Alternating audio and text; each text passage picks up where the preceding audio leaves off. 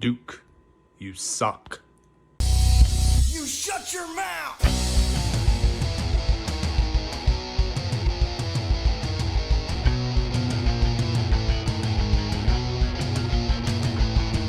Welcome to the Duke You Suck podcast. And now, Duke Durango.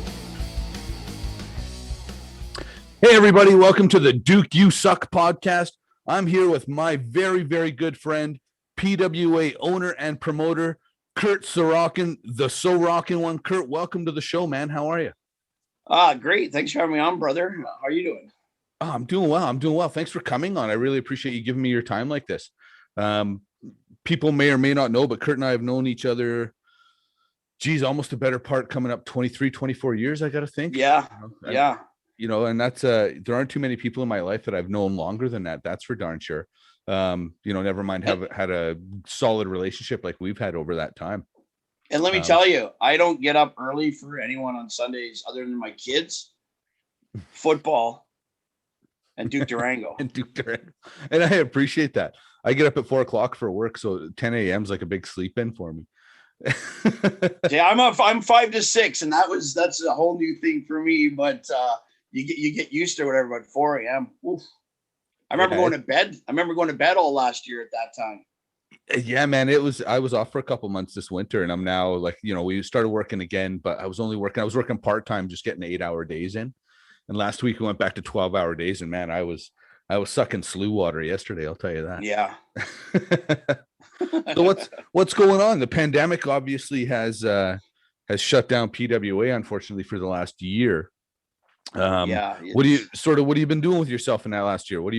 Let's talk a little bit about that. And then what I really want to delve into is the history of PWA and, talk about some of the talent that you've helped bring along through this promotion. But what have you been doing? Let's talk about you real quick here. So, I mean, as you know, we were gearing up for our 19th anniversary show. It was going to be huge. We were bringing back in Sean Spears and Luchasaurus, who's I'm a big fan of the guy's work, and he'd been great. The amount of interest we had was crazy because we had almost 400 tickets sold for that show. Right. And, we were about 3 weeks out when kind of COVID started really being a thing, right? Because it was towards the end of February, beginning of January, and or beginning of March, and we're like, oof, kept watching news. Is this going to happen? To have 400 tickets sold before the 3 weeks, we know we sell everything 2 weeks leading up, and then the door.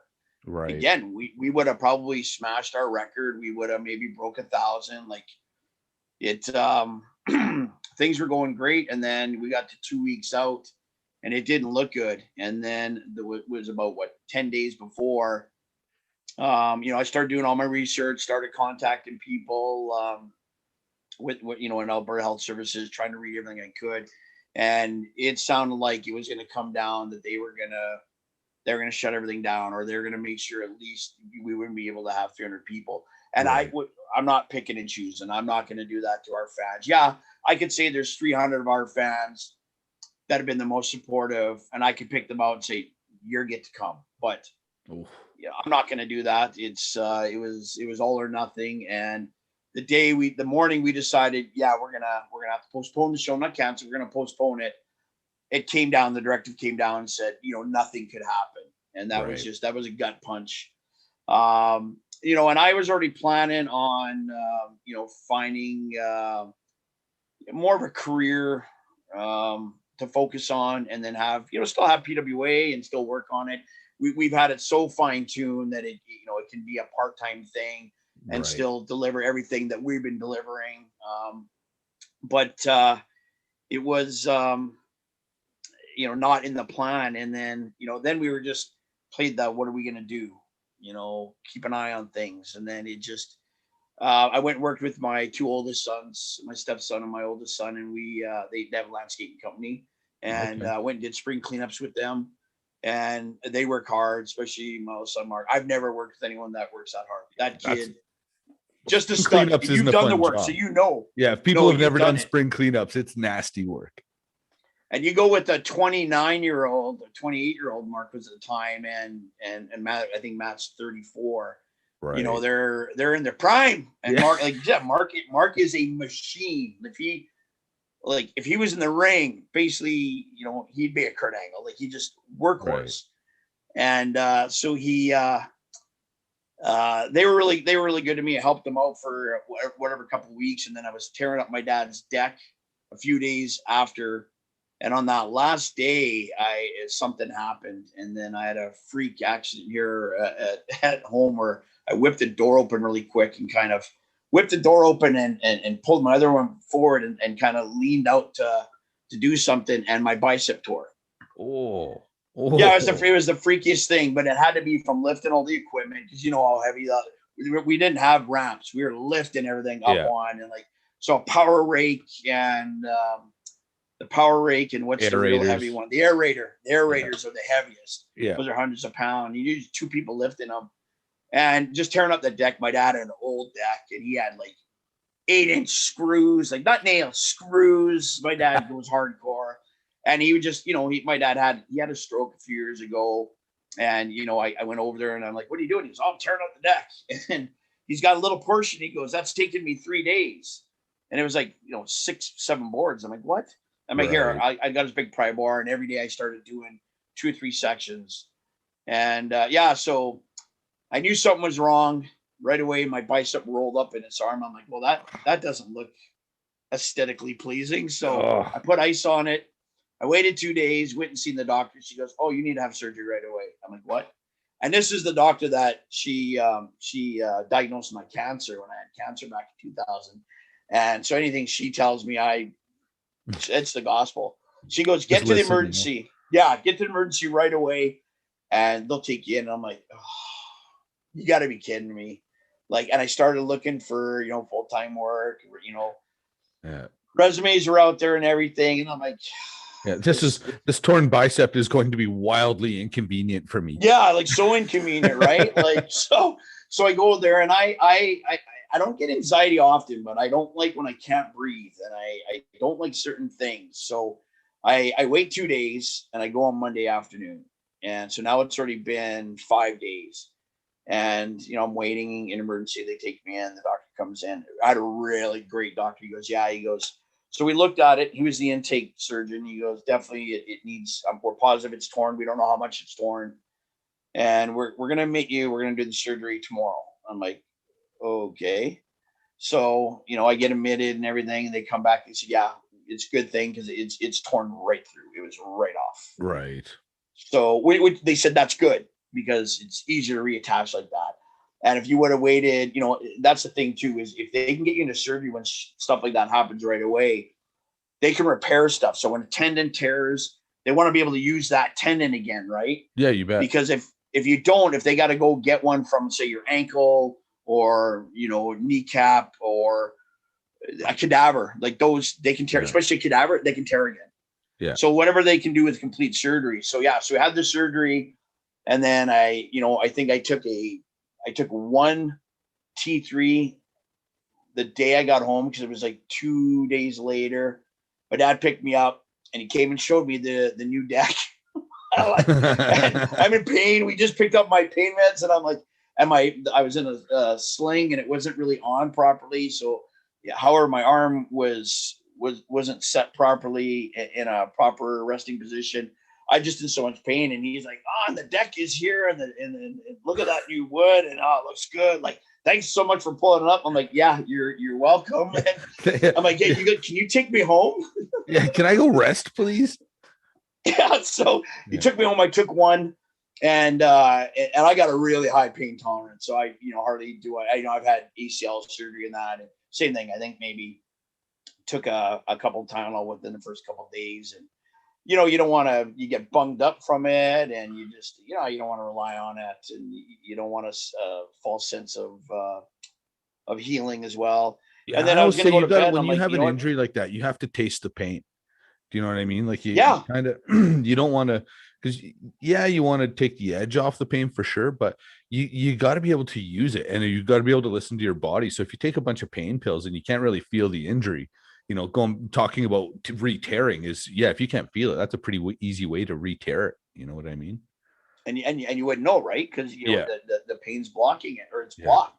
So yeah, so I was gonna go to bed, and I'm like, I don't feel too bad. You know, I slept for a long time. I felt good. And I'm like, you know what? I think I'm gonna take one because I'd rather take one now, sleep good, see how that first sleep is, rather than wake up in the middle of the night and have to take one. You know, Yeah. and then it's like, then it's got to kick in, and that's it. I just want to be able to rest. Never took another one. So there's a bottle of whatever they gave me, like 50. I'm like 50. So I've got like 48 of these T3s. And back in the day, I could have sold that in any locker room, not a problem. Like that'd be like candy, you know. So I had a doctor that once I told him I was a wrestler, the strongest thing he would prescribe to me is like extra strength Tylenol. He would not, that guy wouldn't give me anything. So I actually hurt my back. Long story short, he would make me come in basically every week and give me enough for like 3 Tylenol 3s a day while I was at work for the week. So he'd give me, say, 20, 21 Tylenols kind of thing.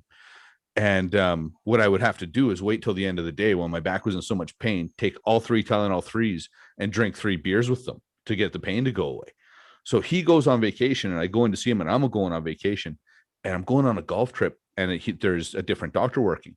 And now the point of the story is the difference in mentality of doctors in pain management. Obviously, this doctor was younger and probably hadn't heard in the media about some of the issues wrestlers had you know, in the early 2000s with pain pills and shit like that. And so I said, okay, I'm going to Florida or Arizona for a week. I need enough, you know, I'm going to play golf 6 times. I need enough, you know, Tylenols to get me through the week, and explained to her what I was doing to manage the pain. And her eyes got big. And I didn't know at the time that, and this is a lesson for everybody, if you're drinking and have a hangover, or for whatever reason you feel the need to take pills and drink, do not take Tylenol and drink alcohol. It's the worst thing you can actually do for your liver. It's absolutely horrible for you. So anyways, for 1 week in Arizona, you know, my doctor went from giving me 21 pills to last a week. This lady prescribed me 180 Tylenol 4s for a week. Wow. Like I took the prescription, but of course I was like, how much shit does this lady think I'm going to take a day? Like 180 for a week. Right. Wow. And like you say, I was taking a couple of days to get through a game of golf. And a couple of days in, I couldn't go to the bathroom anymore. So all of a sudden you're abandoning it. And I ended up dumping about 150 Tylenol 4s down the toilet one day. Right. Typical wrestler, bad back, and you still want to golf, eh? Mm-hmm. you taste the pain, buddy. Hey, that's right. Yeah. So I totally embraced it. And, you know, the rehab was long, boring, you know, and I was basically working from home. I promote from home. I'm at home. Like, so when the pandemic started, I was like, you know, everyone was going stir crazy. People, you know, everyone's bitching, you know, and I get it, but I'm just like, this is normal every day for me. Like I'm home alone all the time. Like what's the big deal? Problem is, you know, so but by the time, so this happened right beginning of June. So into July, late July, now getting into August, you know, I'm like, that's starting to get to me a little bit. And I end up, the surgery itself was great. He said, yeah, it's going to be stronger than ever. He goes, you're never going to have a problem with that again. Perfect. And but then I had nerve damage. So these 2 fingers, I could, like, when I pointed, it was like this. That's how I could point. This finger didn't go up. That's as high as it would go. And then my thumb, this was that'd be an awesome new gimmick though. Instead of pointing like another, like that was it. Yeah, how I had to turn it. And all the other fingers started working. So they found out I had to go for a nerve induction test where they literally stick. They shock you. They basically, they have these little like needles that they put in you, and it's hooked up to electricity, and they run current through you. And it's like, you're going to feel it. And it's like, oh, and again, embracing the pain. Like I kind of like the pain a little bit. And then I'm watching, and then they've got a monitor, and I'm watching. It was like, I'm glad I did it because it was a really cool thing to experience. And they said, yeah, you have nerve damage, but what happens when you have nerve damage? There's 2 different things. So if your nerve, basically, it's almost like a highway, like a road, and if it breaks, you know, it can't jump. Like current can't jump, you know, in a wire. But basically, what it does is, you either have to have surgery to fix that road, so you repair that road, or that, you know, you fix that wire, you know, with some tape, and, you know, it's good, or you have to, the nerves will branch out and go around and then reattach. So it's almost like you made a detour couple of detour highways, and right. it connects. And they said, eventually that'll happen. He goes, so you should, and this was beginning of September. He goes, you should be good at the very latest. Everything will come back by December. And I'm like, okay, well, at least I know there's an end, because it was driving me crazy. Like when I can't control something in my body, like that was driving me nuts, and it was messing with my head a little bit. But I started applying to stuff, looking for jobs and that, because I knew it was a matter of time. The arm is better, but I couldn't type. So I was doing typing tests, and I'm typing with one hand and like two, and not the right fingers, like two. Yeah. And it was like, I couldn't even do like 15 words a minute. Like it was sad. I'm like, man, like, what am I going to do for work? And then within 2.5, 3 weeks, it came back, just boom. Right. And then for the next 3 months, it was job search city. And I just was looking at different industries and, what do I want to do for a career? And, I'm like, I know I'd be really good at event management. So I've thought about, branching off and starting Sorochan Promotions, and then just doing different events, because I've worked on different stuff. I worked a little bit with Ken Cups, who owns King of the Cage and the Wild West shooting range in West Edmonton Mall. Right. And, and I've done other stuff. I've helped, with weddings. I've helped with other, Halloween parties, New Year's parties, different stuff. So I know it's something I'd be really good at, and I enjoy, that planning and execution of, events. So I thought, well, we can't have events. So, okay, well, that's how it's. So, and then you start looking at like what industry isn't going to get affected if this happens again, or if this gets worse. So I started applying to a bunch of different places, and then, it was December 30th. Finally, it comes in. I get hired for a position, and in a really good industry, and I thought, man, finally, at the end of the year, almost the last day of the year. And that was my goal, to have a new career by the end of the year.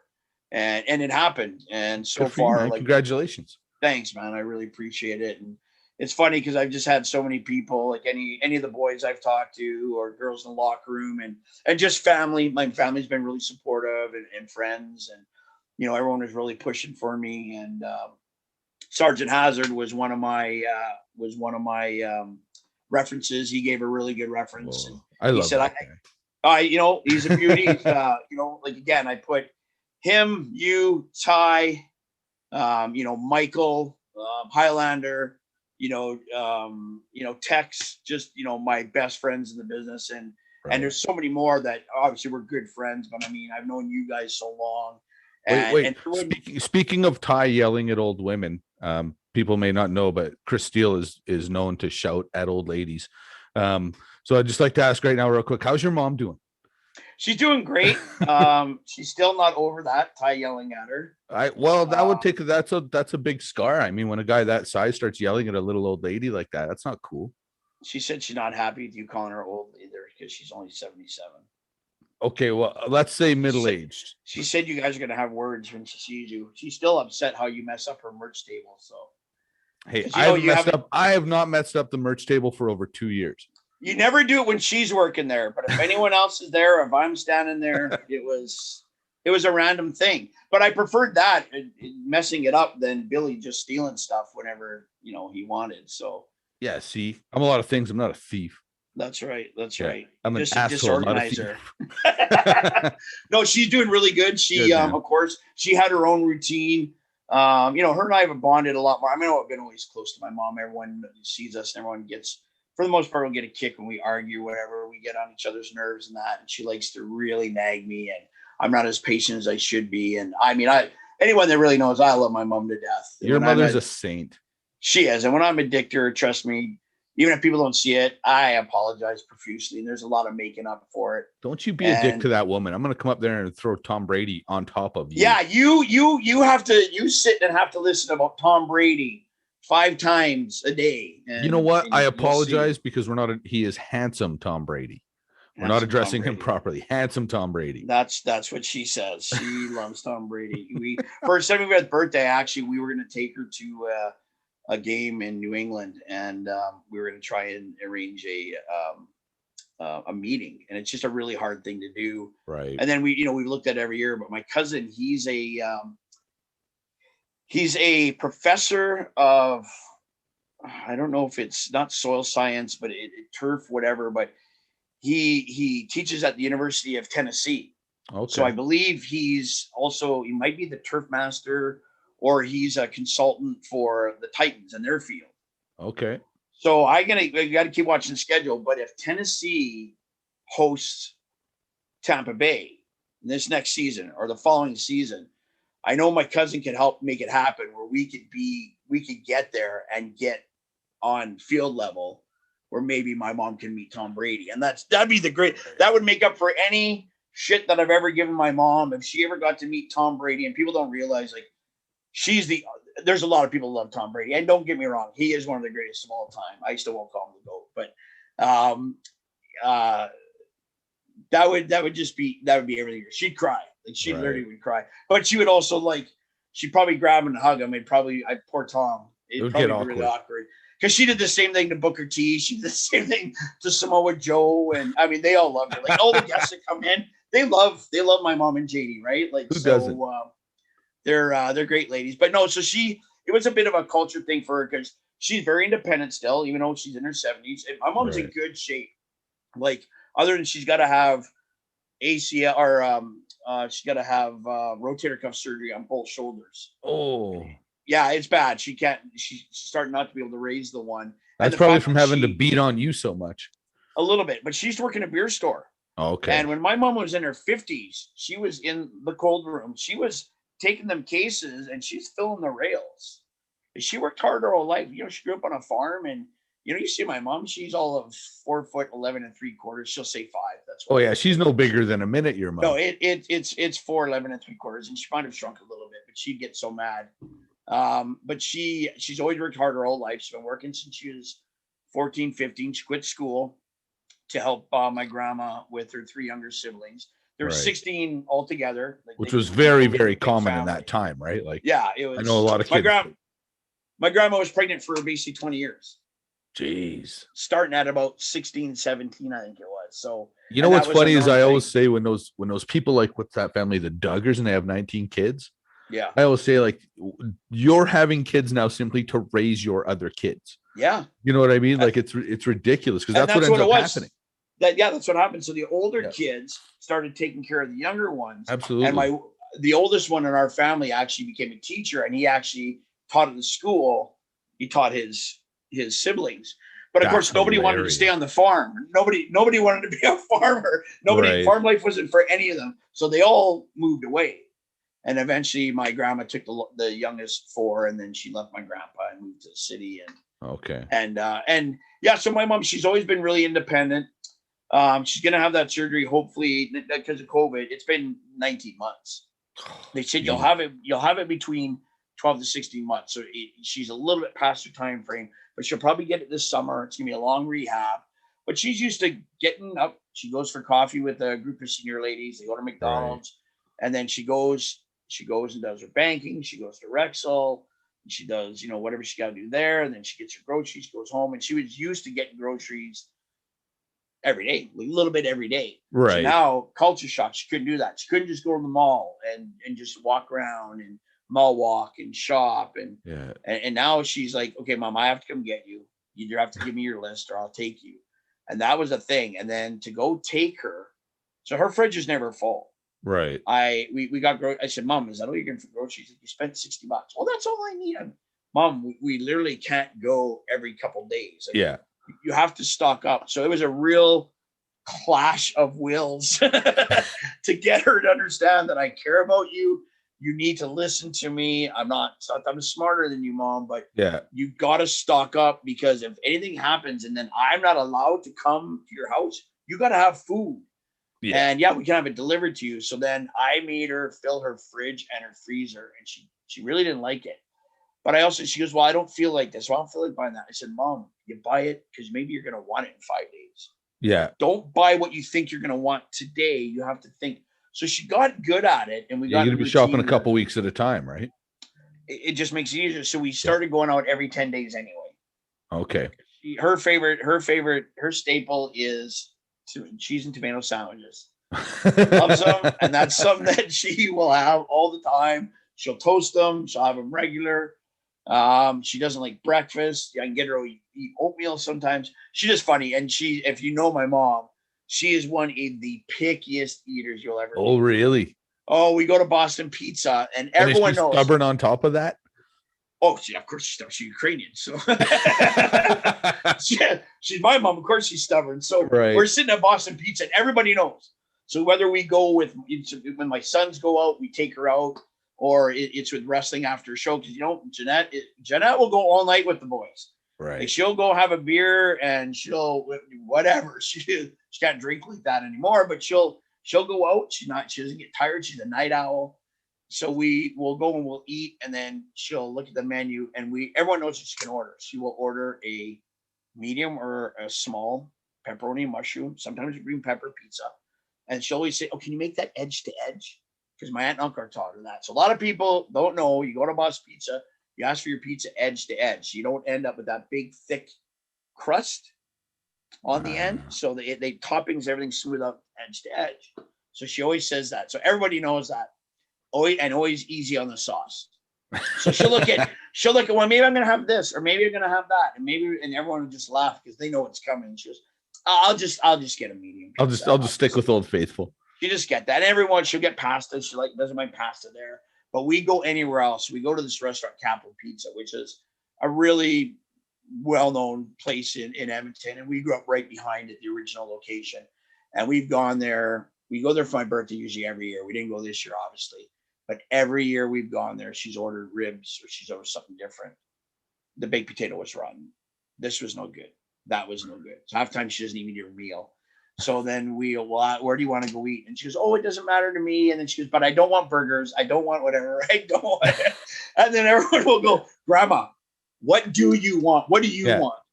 I can go for pizza. And that's her staple. That's me, man. I could literally eat pizza every day.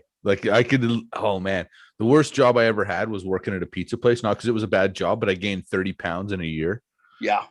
I've always done that as a second job here and there. It's right from when I was 18 to even a couple of years ago, I would sometimes deliver pizza as a second job. And I worked for a buddy that managed a Domino's, and I didn't have to pay for pizza. He's like, oh, here, take this home, or hey, what do you want? I'll make you. And you start to, and I like pizza, and I could pack it away if I really want to, but it's like, I should know, dude. I don't want no pizza. I had to tell him no after a while, and it just, you can't eat pizza all the time, and it's the best. but it's good. It's still a good staple. I mean, I did have it a couple of days ago, but I usually have it with other people. Actually. Oh, would you guys? Pizza's like sex. There's no such thing as bad pizza, only better pizza. Well, there's a topic there, because if you ever follow me on Facebook, obviously, but I'll give everyone a hard time. I don't care, because I say put whatever you want on your pizza. Put whatever you want on. Eat the way you want to eat is how what I say. But I always give people a hard time, because there's people that actually lose their minds when you tell them that pineapple don't belong on pizza. Now, I don't like pineapple, so I'd say, I don't want it on my pizza. I don't like it, but I talked to the pineapple union, and they're not super fond of you either, buddy. No, it's true. So I get people that give me a hard time. Anti-pineapple campaign. So I do it. So anything I could find, I post. So I put up the other day, there's a Family Guy episode where Peter goes, oh, I once had a job delivering pizza. So you think he's going to do a cutaway and he's delivering. No, he's waiting for the pizza to come out. Come on, one more push. You're almost there. You're almost there. And he pulls it out. He's like, oh my God, it's half pineapple. And he turns to the people. He goes, "You poor bastards!" And he gives them their pizza. So I had to post that one. And that's funny. So most people that that know me really well, they know that it's just I'm busting balls. But there's people and then I watch everyone else on my thread. They'll get into it. You debate about it, and I'm like, I'll put pickles on pizza if I thought it tasted good. I mean, I love pickles, but however you want to eat. If you want to put ketchup on your KD, go for it. People think that's gross. Do whatever you want. As long as if you're put ketchup on a steak, you're an asshole. But otherwise, I don't really care. I used to use it for meat that was overcooked. So if there's a steak that was overcooked and there's no steak sauce, I was guilty when I was younger doing that. Or I will fight you, Kurt Sorochan. No, but it's wrong. You should never do it. You believe our proud Berta farmers want you putting ketchup on that proud Berta beef? You're ruining it. But I will put, I'll tell you, and this grosses some people out, but I'll put ketchup always goes on eggs, poached eggs, scrambled eggs, fried. It doesn't matter. I always put ketchup. Right. Dip my bacon in it. That's it pretty goes common. It goes on hash browns. Right. It goes on fried potatoes. I used to always, as a kid, put it on mashed potatoes. I still will sometimes. That's okay. That's weird. It's yeah, potatoes. That's weird. I've seen people go mashed potatoes with. I've seen people go mashed gravy? Potatoes with gravy and ketchup. Yeah, see, I don't do that. But fries. So in high school, I don't know if you dealt with that, but in the cafeteria, you'd get a plate of fries, and then someone always come bum fry, come for a fry, and everyone's picking off your plate. So I thought, well, screw this. When I'd get fries with gravy, I'm like, I'm gonna put ketchup on it, put ketchup and gravy, and then people would still come, and I'm like, well, that's not doing it. Bunch of pepper, bunch of salt. Still, people would come. Then I started putting vinegar on it, and that was it. So, and then I just got so used to having it. My mom always puts vinegar on fries, and she loves her vinegar. And right. And that finally kept people at bay.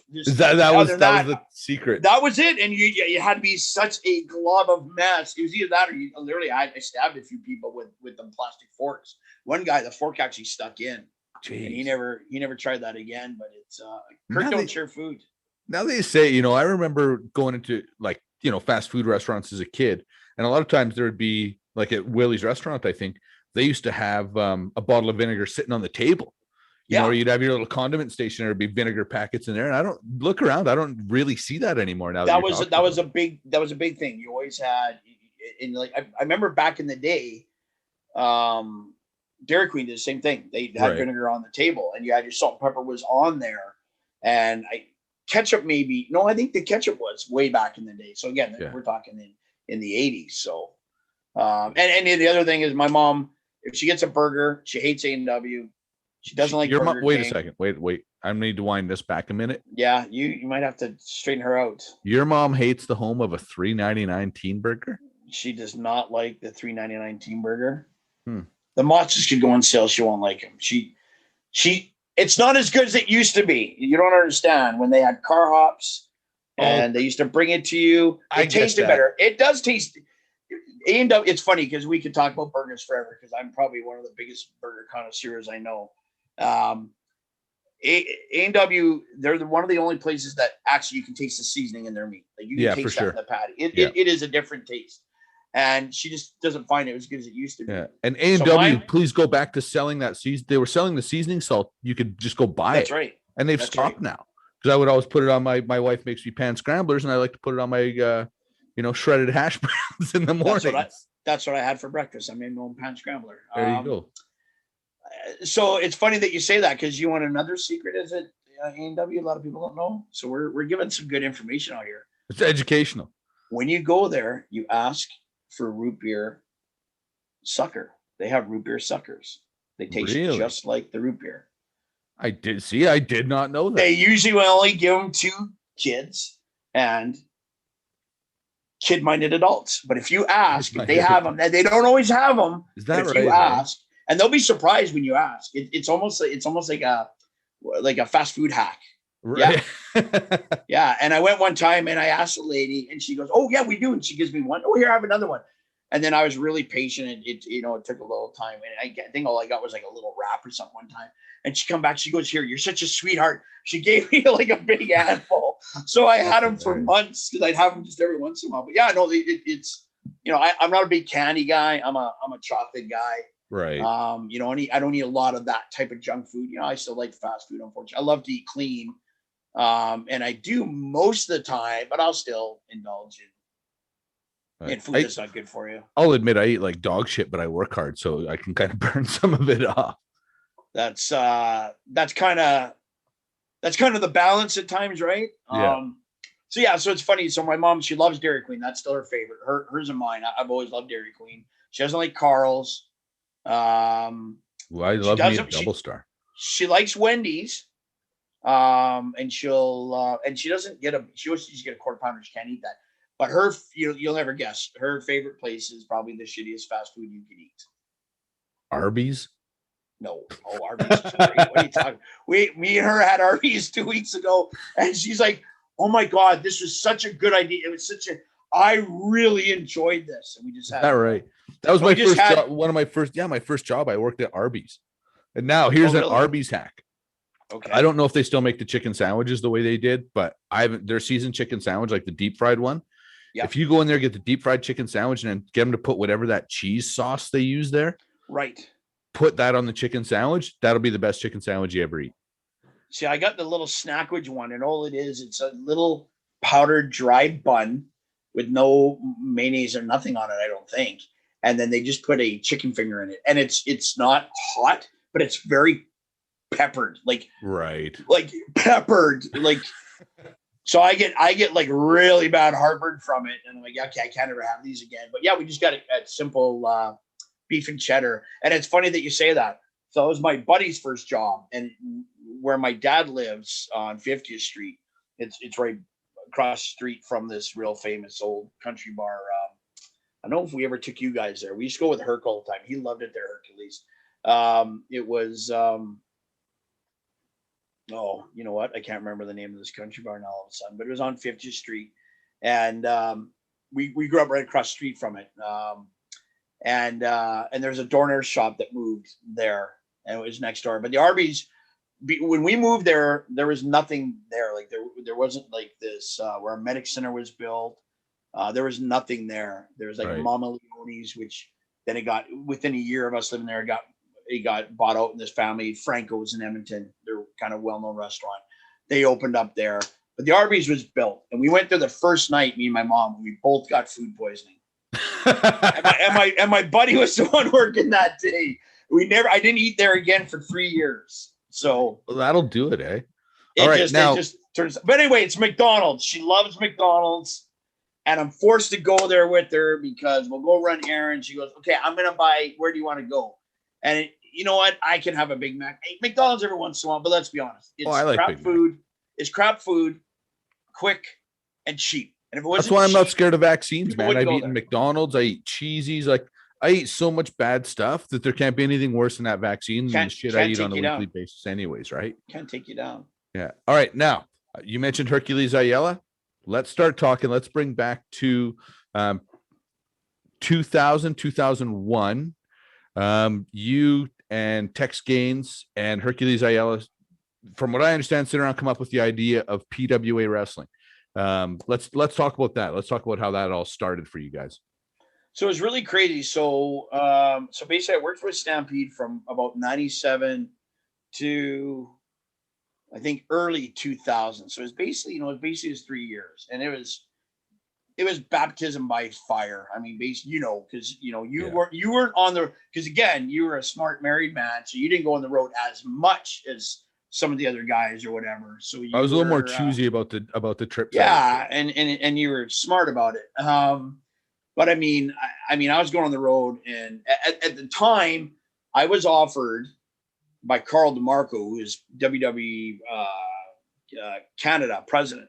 Right. He said to me, he goes, "Listen, the guy that I had worked for from about 92 to 97, at one time when I first worked for WWE, and it was all volunteer stuff, putting up posters and then getting swag, getting $200 worth of merch and tickets or whatever first couple of times, and then actually getting paid. Eventually they hired this guy, and he was the in-time promoter, Dave Carey from Calgary. Actually, he had a marketing and design company, and so I'd work for him, and I get paid, and that's where I met Bruce Hart. And but Carl came up to me and he said, "Hey, listen, this is Dave's last show. Basically, the guy wanted to go on a holiday, and there were shows coming up in Edmonton and Calgary, and they wanted to be able to get a hold of him while he was going on and again, I'll ask you the question because I already know what your answer would be, and I know what Wendy's answer would be, but they were going on a vacation. Him and his wife hadn't been on a vacation in about 5 years, and they're going to Mexico or something like that. And they said, "Well, where are you staying? Like, we need to be able to get a hold of you at all time." And he goes, "No, like everything's under control. Everything's on schedule. Like, don't worry, we're going for," I think they weren't even going for a full 2 weeks. And they said, "Well, no, we need to get a hold of you." And he's like, "Well, no, I don't want to be disturbed on my holidays." And they said, "Well, either you give us a number or you won't be working for us anymore." And he's like, I guess I don't work here anymore. So he walked away Right. from a percentage gate is what he used to get. And then so I got hired to come down to Calgary for an event there. And I did everything. I had to get Stone Cold a shirt. I had to run an autograph session with Shamrock and Too Cold Scorpio and Ron Simmons and a few other people. And then I had to work the back door as everyone tried to say they were Hart coming in. Because you know how that happens. Everyone's a Harter knows the Hart. So Smith Hart came in with I don't know who she was, and she had a kid.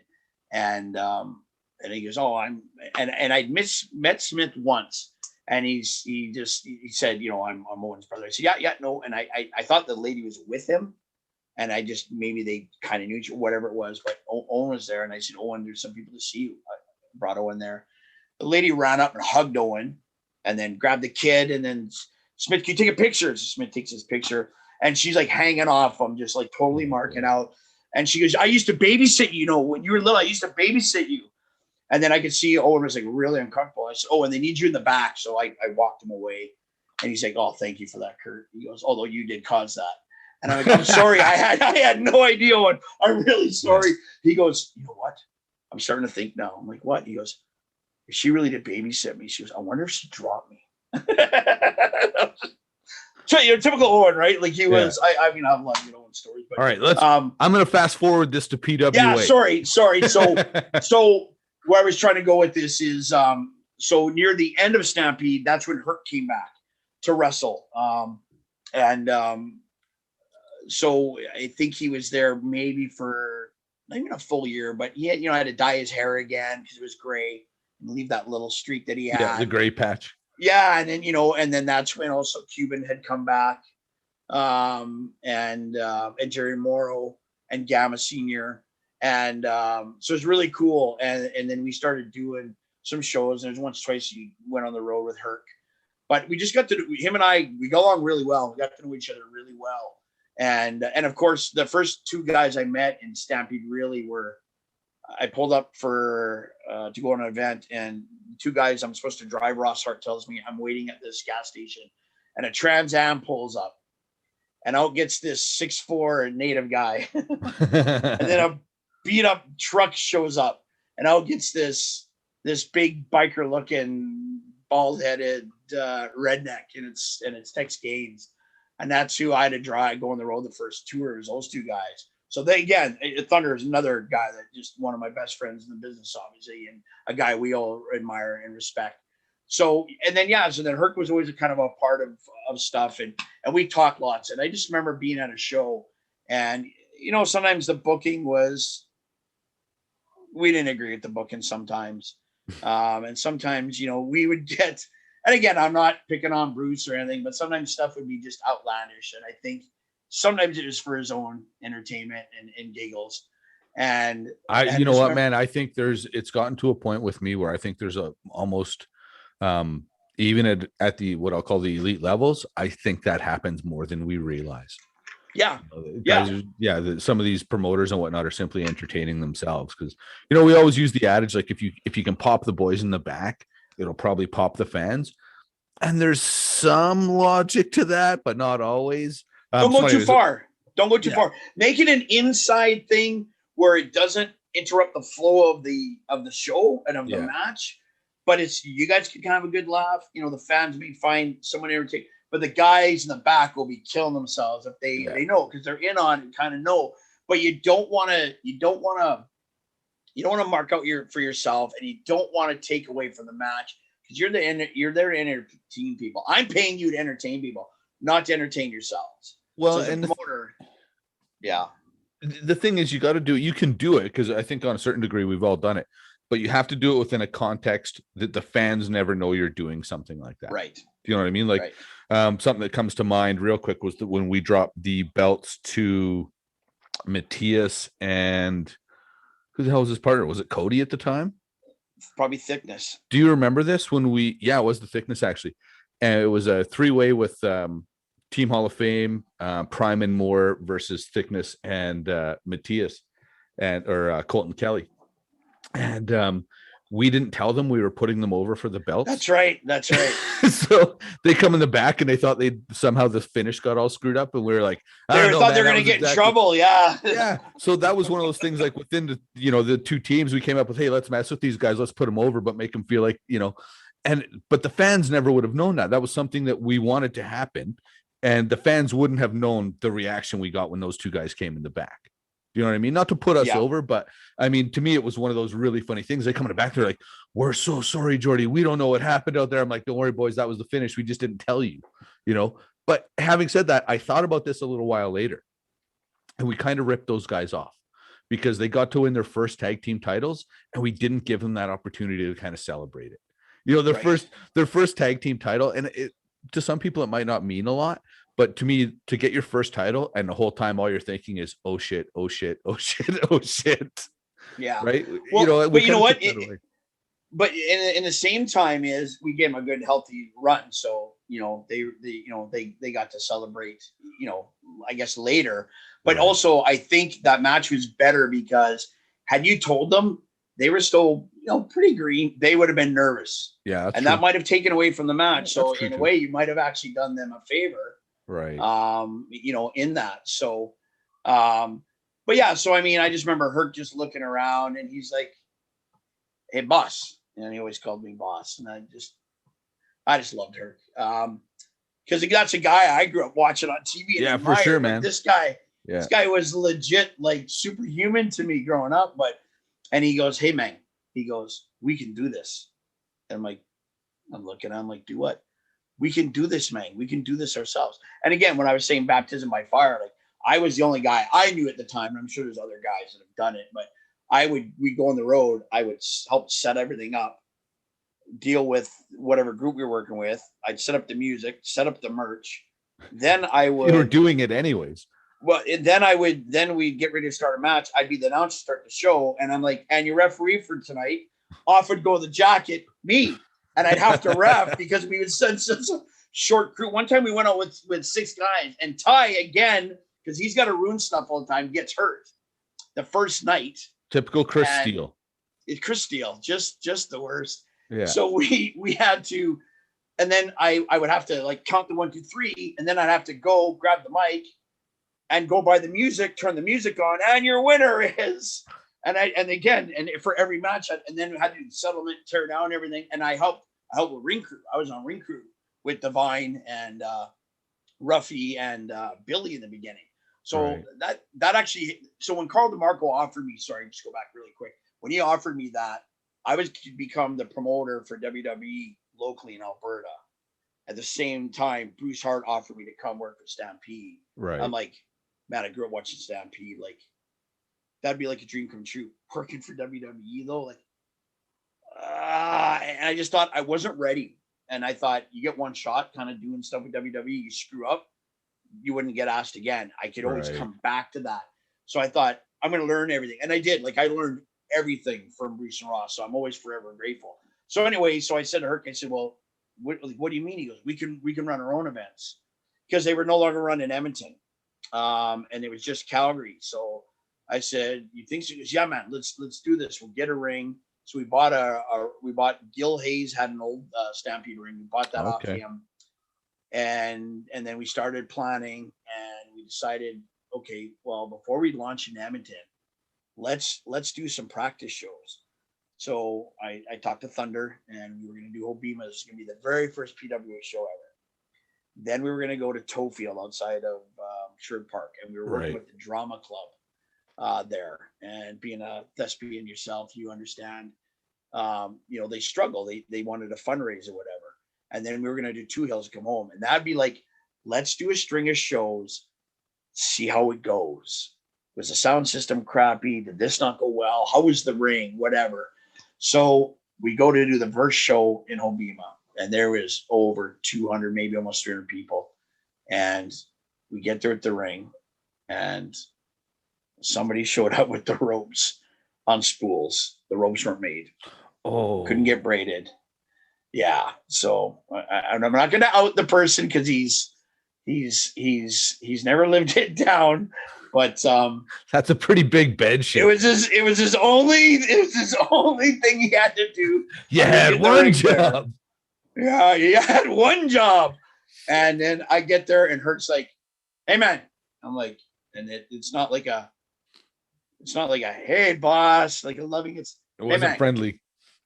Boss, look at that. See that over there? Those are ropes. And I'm like, well, why? What's going on? Yeah, then I found out they couldn't get braided in time, and then they were going to figure out how to do them there. And then we thought the suggestion was, well, let's duct tape them. So not just like this and duct tape, but let's and then we'll duct tape. And I'm like, that might be okay. Aesthetically, you know, the ropes are on or whatever, but you know, you're not going to hit the ropes. But if a guy like Thunder, who was 200 plus, and a guy like Hurt, who's 200 plus, hit them ropes at opposite times with velocity, if one of them falls out and gets hurt and someone breaks their neck, like I'm not doing that. And we had liability insurance right from day one. We're one of the only companies I know other than Stampede that ever ran with the liability insurance. Some say they haven't. I know they're lying, but that protects you. You know, if they fall into the crowd, you hurt the crowd, but it doesn't protect the wrestlers. So we said, no, we're not going to do it. We canceled the show and we paid everyone for showing up. Now that was a mistake because that almost bankrupted us. But right there, no, but that's not a mistake. That shows that you're a man of your word. That it wasn't those guys' fault that the show didn't happen. So you still paid them. That's how it should go. And when I say it's a mistake, it was any other promoter probably would have said, "Hey guys, we'll make it up to you. Well, whatever. But I thought the right thing to do was pay everyone because that's how I garnered, I think, all your guys' respect when we went on the road is you guys would only get paid based on the gate with Stampede. And sometimes the gate was great, but more times than often we were going to towns where we were working with clubs that didn't do their part. It wasn't Stampede's fault. It wasn't the lure of you guys. It wasn't the talent. It just, they would let us down. And then just, it wasn't without TV. You know, in fairness, the name Stampede should have been a big enough draw because as much as I love us, our moms knew who we were. And that would be about it at that time. It's not like, Duke Durango or Dick Raines at the time and Pistol Pollock weren't selling tickets. Stampede Wrestling was the name selling tickets, right? That's right. And we'd already gone off the air from TV. So, it was different. We still would have had TV, but it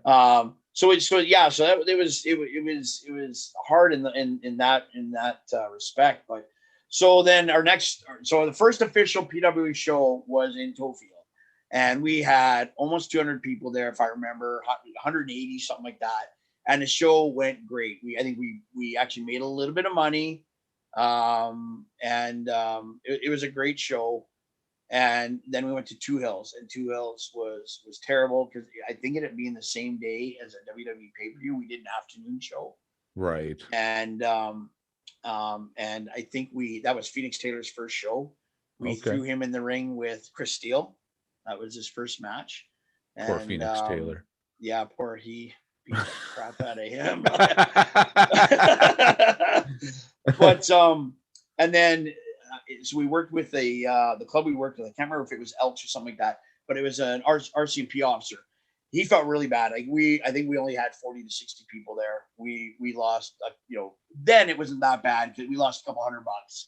And he invited everyone to come to his place for beers and pizza. Well, and cool. Then he told us what, I won't say who the RCMP officer was, but he told us what highways to take back to Edmonton where his colleagues wouldn't be patrolling. Right. So, because some of the guys maybe, or nobody was hammered, but had a few. Right? Maybe had a beer they shouldn't have. Yeah, he didn't get us drunk. He wasn't like that, but he felt really bad. He sprung for the pizza and everything, and we got back and we're just like, man, how do we do this?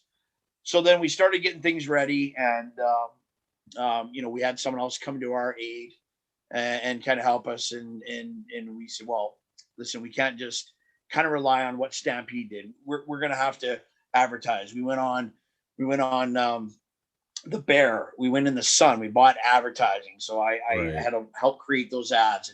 And luckily I'd gone to Nate and I'd taken advertising and I wrote radio copy. Like I wrote our first commercial in industry standard. It had to be cleaned up a little bit. And then again, we put on all the stars. And the nice thing is our star power was Cuban Assassin, Jerry Morrow, Gamma, Herc were all on that first show. Yeah, Then young guys like Dave Swift, Jason Anderson, like Jason again, another guy that I forgot, like one of my best friends in the business, and a guy like you, we all respect Jason. Oh, nothing but he helped get all those guys in as well as Herc, and we had an amazing first show. Like we had I think it was close to 600 people that first show. It was amazing. We probably still didn't break even with it because back then advertising wasn't cheap. There's no Facebook, kids. There's no Facebooks. Like I say, any idiot could go and run a show now. Basically, you run a show, you can do it on Facebook, whatever. But I mean, can you keep running? And that's part of the problem now is, and I don't want to piss on any promotion out there trying to make their way, but a lot of the promotions out there are running on shoestring budgets. And I get that, right? Like I opened a business and didn't have hundreds of thousands in the till. But they're running on shoestring budgets. And a lot of times they're not guys that want to be true promoters. They're guys that want to be wrestlers that couldn't get booked anywhere else. So they start a promotion to put themselves over. You know what I mean? So you're talking about a different thing. Yeah. Where I am probably in Western Canada, and I wouldn't say all of Canada, but I'm one of the only promoters, at least the only promoter that we've had here forever, that had a background in business, that paid his dues, learning, doing all the grunt work. I learned everything, then started a promotion. And it, again, we'll get to that, but I mean, it was Herc wanted, we wanted to do it so all you guys would have work. So you guys could work in Edmonton, work for Stampede in Calgary, and we wanted to create work. And again, I had huge passion for wrestling, obviously, and loved it. But that was kind of, that's what we're looking at. Right. And then we were looked at doing our second show, and the guy that had helped us, he had put out some of the money or whatever. He wanted to make that money back. I'm like, WWE's coming, man. I don't think it's good. I think we should go the month after. I said, I don't know. And we kind of felt obligated to him. We did the show. We had just over 200. Like, it was not a good house. And again, we didn't do as much advertising, but again, it was another money losing venture. And of course, who's in the crowd for that? Not the first show, but the second show. Who's in the crowd? Duke Durango. A rival company. Hit it. So look in the crowd, and who's there? Duke Durango with a new rival promotion. Doesn't come to the first show where it's a huge success. Comes to the second show where it's, I wouldn't say an abysmal failure, but the ring did break. Shit happens. But it happens to PWA, of course. So the ring breaks, and you were there, you saw it. It bows in. So the boards and the metal got twisted because it wasn't everything wasn't sucked in tight enough. Not everyone knows how a ring works, but basically you've got a bunch of cables there, tension, and you keep everything, the poles, tight and square. Everything's in there, so it's safe for you guys. Yeah. And of course, who do we got in there? It was, I think it was Jerry and Gamma that were tagging. Yeah. I think Jerry went off the top rope. Jerry in the middle of the ring. I think it was Dave Swift in the hole. If we would have put water in it, it'd have been like a little wading pool. And I'll tell you who broke the ring, because I got the footage and you can watch it. He does the splash off the top rope into that hole. 1, 2, 3. That's not the main event, though. No. The main event is Chris Steele versus your good buddy Eric Freeze. Why are you trying to stir up Pete? Anyways, because just when I finally get rid of the guy, you're trying to bring him back. No, I love Freeze. I love Freeze. You remember that time he came to a PWA show and you ribbed me because he was there and he wanted to come back. You're like, Kurt, you should really bring this guy back. And you know what? He's a super talented guy. He really was. But he wasn't a company guy, and he never helped. He was late, and he never helped afterwards. Yeah, he was one of those guys. I was always a little disappointed because he could work, man. I always thought a lot of Eric Freeze's work. Well, although Lance was not a big fan because he got a chance to take Lance's place and tag with Jericho. Me and Cody were talking about this the other day, and he gets Japan, big moment, and Jericho goes, and there's supposed to be a spot where he's supposed to come in. It doesn't happen. so the whole match got screwed up. Eric Freeze is looking at himself on the Jumbotron. Oh. Okay. So anyways, moving on. Anyway, so they got to now, I got to go to the commit because we had to deal with commission back then. And that was one of the reasons why Stampede didn't want to run Edmonton anymore, because they didn't want to deal with the commission. So when they hired me, they thought, you deal with Ron Hayter and the commission. They loved that. Well, and having to pay that doctor to come take our blood pressure every show, that was the biggest load of horse shit of all time. Like, because you're fine, but what about 20 minutes later? Like, my heart rate gets up to a couple hundred beats a minute there, dog. It really didn't do anything, and it was a bit of obviously it was a cash cow. Oh, for sure. Back then we had to pay. That's the other thing. You used to have to Stampede used to have to pay for an ambulance. We got away with getting St. John ambulance in there. Oh, okay. And then you had to have security there, but we could have volunteer security. So before they'd have to pay to have police there, Stampede, back in the day for crowd. Oh, it was ridiculous, the cost to run, especially when they tried running at the pavilion. It was crazy, the expenses to run in that building. That's why they don't realize, like, Stu and Helen didn't become millionaires running Stampede Wrestling because all the costs associated with it. So I had to go to Oris too. At least we had an ally. He was a great guy, still a good friend today. And I said, hey, listen, what can we do? We can't really use the ring. It's not safe. Can we do a falls count anywhere? And he's just like, you got to keep it within the confines of the ring area, which we did. And then I can't remember what the finish was. Steele was supposed to put Freeze through a table.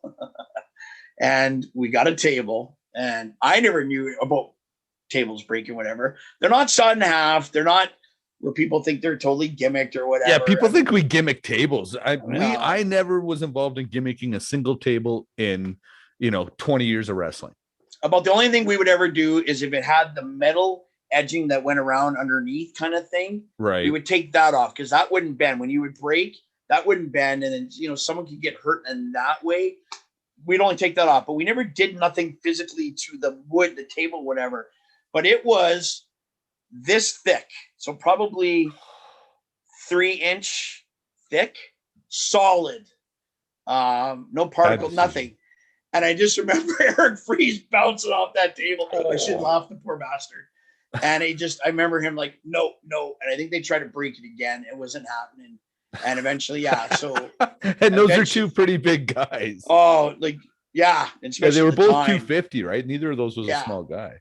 No. And so we got through the night, and then, then we went on a 8-month hiatus because we had to find a way to fix the ring. And I was working at Epcot at the time, and they donated through one of the managers skid 180 piping that we made our poles. The PWA original ring has the heaviest poles in all of pro wrestling. Is that right? They're not supposed to be that heavy. They're not. Well, you've seen. Right. Very few people can pick one of those poles up by themselves. I've seen maybe 4 people pick one up by himself. I carried the first two guy one ever day. to do it. Who's the first guy that ever did it? Obviously, probably me. I did ring crew all the time. Chris Steele. Chris Steele could honestly carry 2.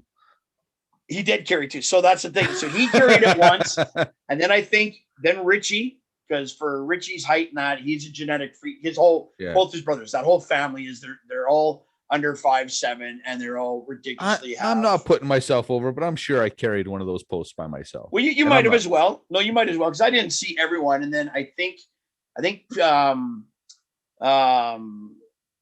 was Pete's last name? Jeez, I'm getting senile. Pete Powers.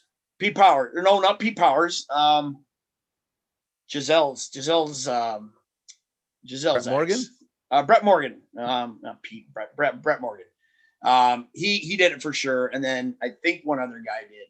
And again, there's probably the people that have done it. So when guys started doing that, Steele's, you know what Steele's like? He's like, you want to one-up me? Yeah. Boom. And when I'm telling you that they probably weigh 200 pounds a piece. They might weigh more. Then he would start. I mean, if he could take all 4, he probably would have. Well, people don't. Chris Steele's one of those guys that, he's 6 feet tall. He's 250 pounds, abs, but people don't realize how strong he actually is. Farm boy strength. Well, like just he's a freak. Like when I was wrestling him we were working our program for the title there. I was 230 pounds, right? I mean, not a huge man, but not a small man. And I can remember him press slamming me one time, and I was in the air so fast that I didn't have any time to like help him or set anything up. Like he literally just grabbed a 230-pound guy on the run and put him over his head like it was nothing. Right? Like, I've worked out with him. I worked out with Highlander. I worked out with Richie all the time because we used to go to the same gym, and these are all freakishly strong guys, but like no one holds, and no offense to any of the guys, no one holds a candle to steel. Strongest guy ever. Him and I were working out one day at the gym, and first of all, we're talking about how he doesn't lift heavy anymore because his shoulder bothers him. This is, probably heavy to him. Yeah, heavy to him, exactly. So he calls me over one day at the gym and he says, "Hey, can you give me a spot on the bench?" And I'm like, "Sure." And I go over there and he has 385 on the bench, and he does it like 6 or 8 times. He's doing it for reps, and he puts it back. And I go, "Hey man, I thought you didn't lift heavy anymore." He goes, "I don't. I used to do this with 405. Yeah. Right. Yeah. Like I think his max bench is like 450 something, 460. Like, jeez. Yeah. Like he's like just strong. One day I was on a machine doing preacher curls. And again, I do not claim, once I've got my hands on you, I can use leverage and stuff. I'm strong that way. But to say like Jordy can lift heavy stuff in the gym, that's not a thing for me. So I'm on this preacher curl machine doing 85 pounds for 10. And I'm shoulder flexing myself. I'm feeling pretty spry, right? Steele comes in, he goes, Can I work in with you? And right away I'm like, oh, this is going to be embarrassing. So he puts the machine up to 110 and he's already warmed up. So I'm like, hey, I'm not actually that far behind him, until he started repping it with one hand. Yeah. I let him do one set, get off my machine. He's like, what? I'm like, just get out of here. Yeah, go away. Go to another gym. Yeah, he admitted later that he did it just to make me look like an asshole. But he would, and the thing is, I learned some stuff, but he pushed. I mean, I can't, for my size, and I'm a short, thick, around the waist and kind of chest guy, but I think my maximum bench was 225, which for my height is pretty good. It's not that impressive or anything like that, but yeah, he would, like him and Highlander, they would force me to work out. So there's no taking it easy. So I just, any of those poor bastards that would work out with them. And then Jared was another one, like just another. We had some freaks on that roster, man. We did. It was back in the day. So Do you remember? What? Sorry, I'm moving away from the beginning because that's enough. So do you remember? So now I started working with you. I think you were working in. Are we gonna discuss how you came to work for us? No. Are we gonna skip over that? That's not important. You don't ever want to admit that I'm right, and I don't want to admit you are right. Yeah, no, and you know what, man? Honestly, it's the upside is that WCEW had folded. I had to take a year off. Right? We can talk about it real quick. Because so for people that don't know, there was a promotion in Calgary called Western Canadian Extreme Wrestling, and it was started by a small group of people that I was kind of a part of. One of my amateur wrestling coaches started the promotion, and these guys, they were well funded and kind of they had a plan, but they weren't passionate about wrestling. And I think that's probably the most important thing here. And they had a plan that they wanted to start running everywhere. And we were pretty arrogant about the whole thing and kind of told PWA, like, we're probably going to put you guys out of business.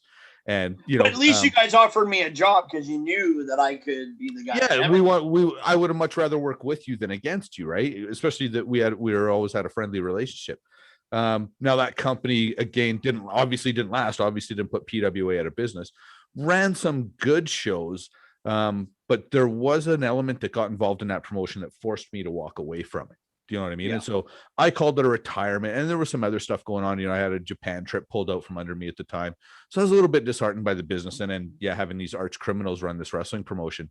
So then I think I went to work for, was it CWE? Yeah. Robert, nice guy, but again, didn't know what he was doing. And then you lured me away from those guys. I worked one show for them. And then you called me and tried to lure me away with money. It worked. So, and the truth is, and that's one thing that where I think I was one of the first guys with you that started getting guaranteed money.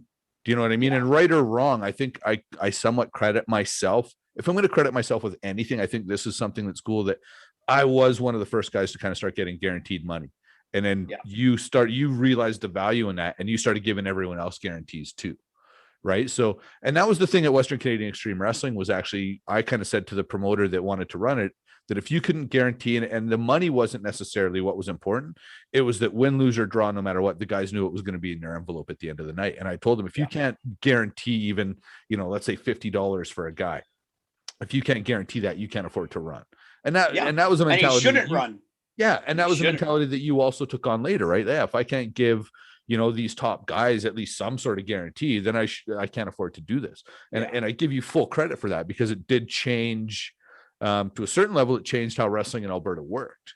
Yeah, I think we changed that whole landscape, because I know on that first tour, because we had Divine and we had Billy, and they didn't hold us up, but they basically kind of demanded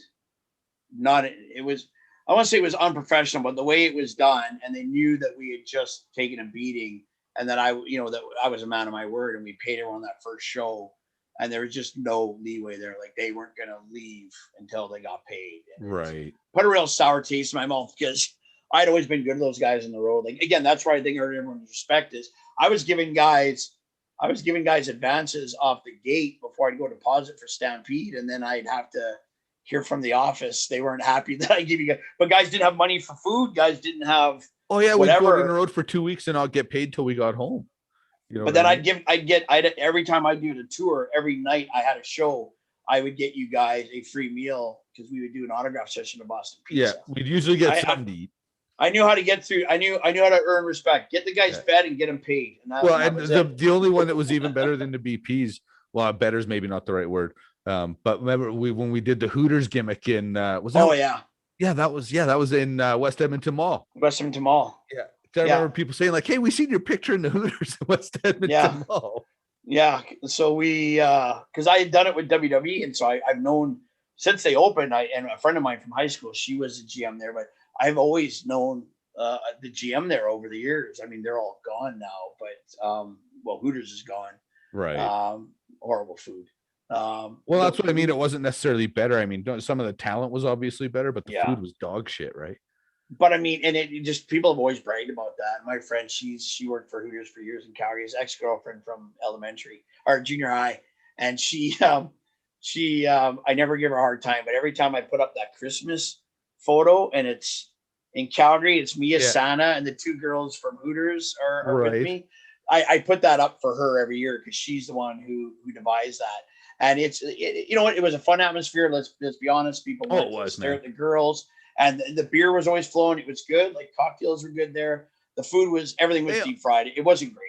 No, but the thing is, and that's, okay, food wise, whatever. It was a free meal, so most of us didn't give a flying crud. Yeah, but they always treated us real well. I mean, let's be honest. It's not like we were, even F-list celebrities. Yeah. You know what I mean? Our names and $2 would get us a cup of coffee, but they never treated us that way. They always treated us so well there. But I also thought it was good training for you guys to do those in those kind of settings. Yeah. And again, it's nice because again, you guys should come off as the average person should be able to do what you do. And you should be larger than life. You should be looked at and revered. And kids should look at you like how we watch wrestling as kids. Well, you didn't watch it as much as a kid, right? So you should be heroes to them in that. And so, I mean, you guys had that appeal. You guys did have that, and you learned professionalism. Like you said, every autograph session was a lot of fun. And again, it was a learning experience, right? Right. But yeah, we did change things, and I mean, sometimes, and I'll be honest, we probably guaranteed. Because we end up guaranteeing everybody, and whether it was Mountley, we probably guaranteed more than what we could afford, and it made struggles hard. And we used to pay for hotels. Yeah. So if you remember back in the day, we would, instead of sending you home like we do now, because you guys could just go home. We used to put you guys up, but I mean, we used to hang out and go out and have fun, so that was part of it. But I mean, we got a really good rate. We used to put you up the Sands. My buddy Len worked there. God rest him. And it was convenient, and it was a lot of fun. But yeah, no, I think the way we did a lot of things, and again, because you became a big part of PWA and our early success. You're the one who brought in, TJ, Natty, and Harry. Right. And again, I remember telling you, again, being so naive, because I had only seen them a few times. And again, when I had seen them, they were kids. I didn't see them maybe for a year.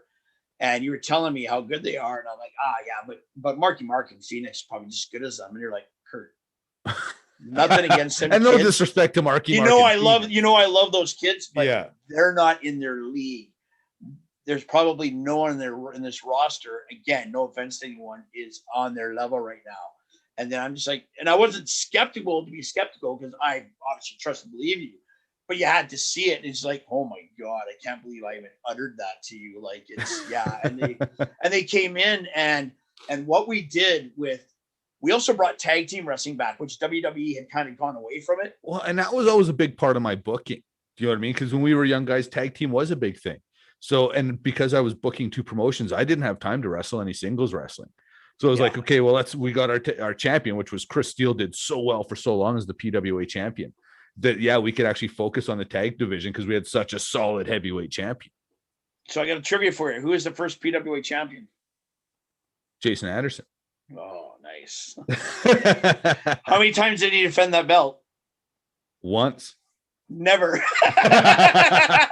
he was working with WestJet, and he had to be gone too much, and then he had a couple tours in the Middle East, and he couldn't, so we had to do the tournament, and then that's where Steele wanted. Oh, okay. Yeah. Okay. It's too bad I don't have my son Cody in the corner, because again, he's the one who he remembers all this. He could hit us with all the trivia. Always, but he's like, he's my fact checker anytime I can't remember something. But yeah, that's and I think we did that in the steel cage. 6 men in steel cage, and Chris Steele won, so it was kind of fitting. But yeah, we had Damage Inc. And I really wish we would have had Pollock longer than we did. But I mean, you and Dean together as a tag was phenomenal. Then then to bringing up APOC and Randy Myers, do you know what I mean? We kind of had that thing going on. But Phoenix Taylor and Marky Mark, man, I think those guys. I mean, most of us that know them obviously respect everything they did, but those guys don't get enough credit for A, what they did as a tag team, but B, what they did with PWA. Yeah. Those guys literally started out as opening match guys, trying to get booked. Like, one of the original reasons I worked with them is you basically said no one will work with these guys because they felt they're too small. And I was like, I'll put those guys over. We're just going to do it right. And within a year, those guys had become stars. Do you know what I mean? Yeah. And so by the end of probably 2-3 years, they were kind of the top of the roster. They were right at the top with you guys. Yeah, those guys deserve a lot more respect. So having you guys, having the Stampede Bulldogs, having the Funky Bunch as a tag team, then you throw in Raj and Raj. So now you got now you got the new Crotchy Vice. And then, like you said, and then we had APOC and we had Ravenous Randy. Like, and then we still had other guys. So then you had Steele, you had Freeze. Divine and Yates were a good tag team. Divine, Yates. We were solid, and then we had a cruiserweight division we had 3 solid divisions, but one of the jewels really was our tag division. I think so. It was probably, I bet you at that time, I'd say it's probably the best in Canada. You know what, man? I look at the roster that we had back then, and I definitely paid a lot more attention than I kind of did at any other time. And I would watch the other indies, and I'm not pissing on, because each indie promotion always had what I'll call a top tier couple of guys that could easily, go work at any promotion almost anywhere and kind of hang with anybody.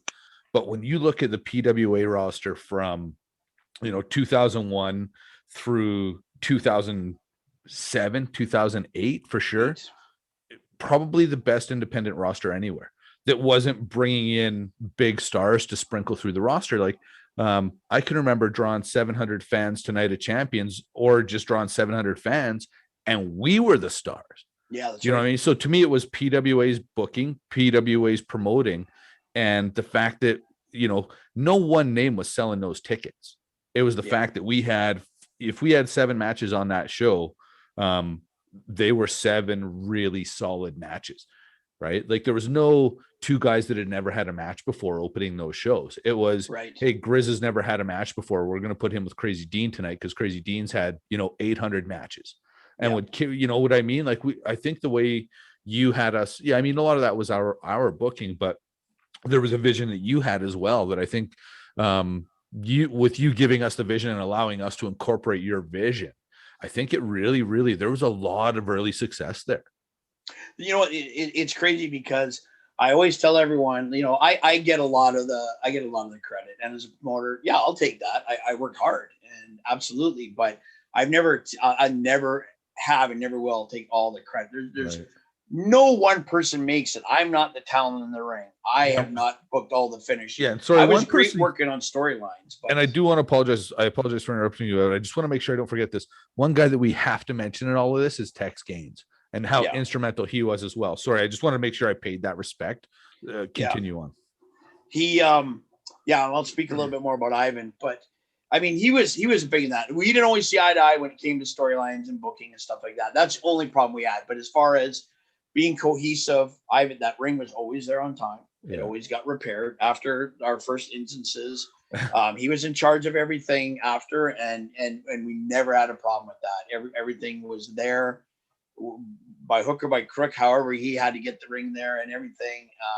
You know, it got done, but we had there was a real symbionce, and I think a lot of it was, you know, I had a vision, but it was a shared vision, and we all bought into it, and we became a family. It wasn't like, again, I'm to blame. So this actually, so everyone knows the government had come to me and had asked about employees, and I had to fight the government for a year and a half to say you guys are subcontractors, not employees. Right. So that's why, at least in this part of the wrestling world in Alberta, when you talk about an independent contractor, that's why, because it had to be that way. Well, the otherwise, tax implications for you would have been out of control. one, you guys there wouldn't have been guarantees. Yeah, you guys would have been paid. It wouldn't have worked for everybody. So that was another thing that we did that really changed things and made things better for, you know, for every individual.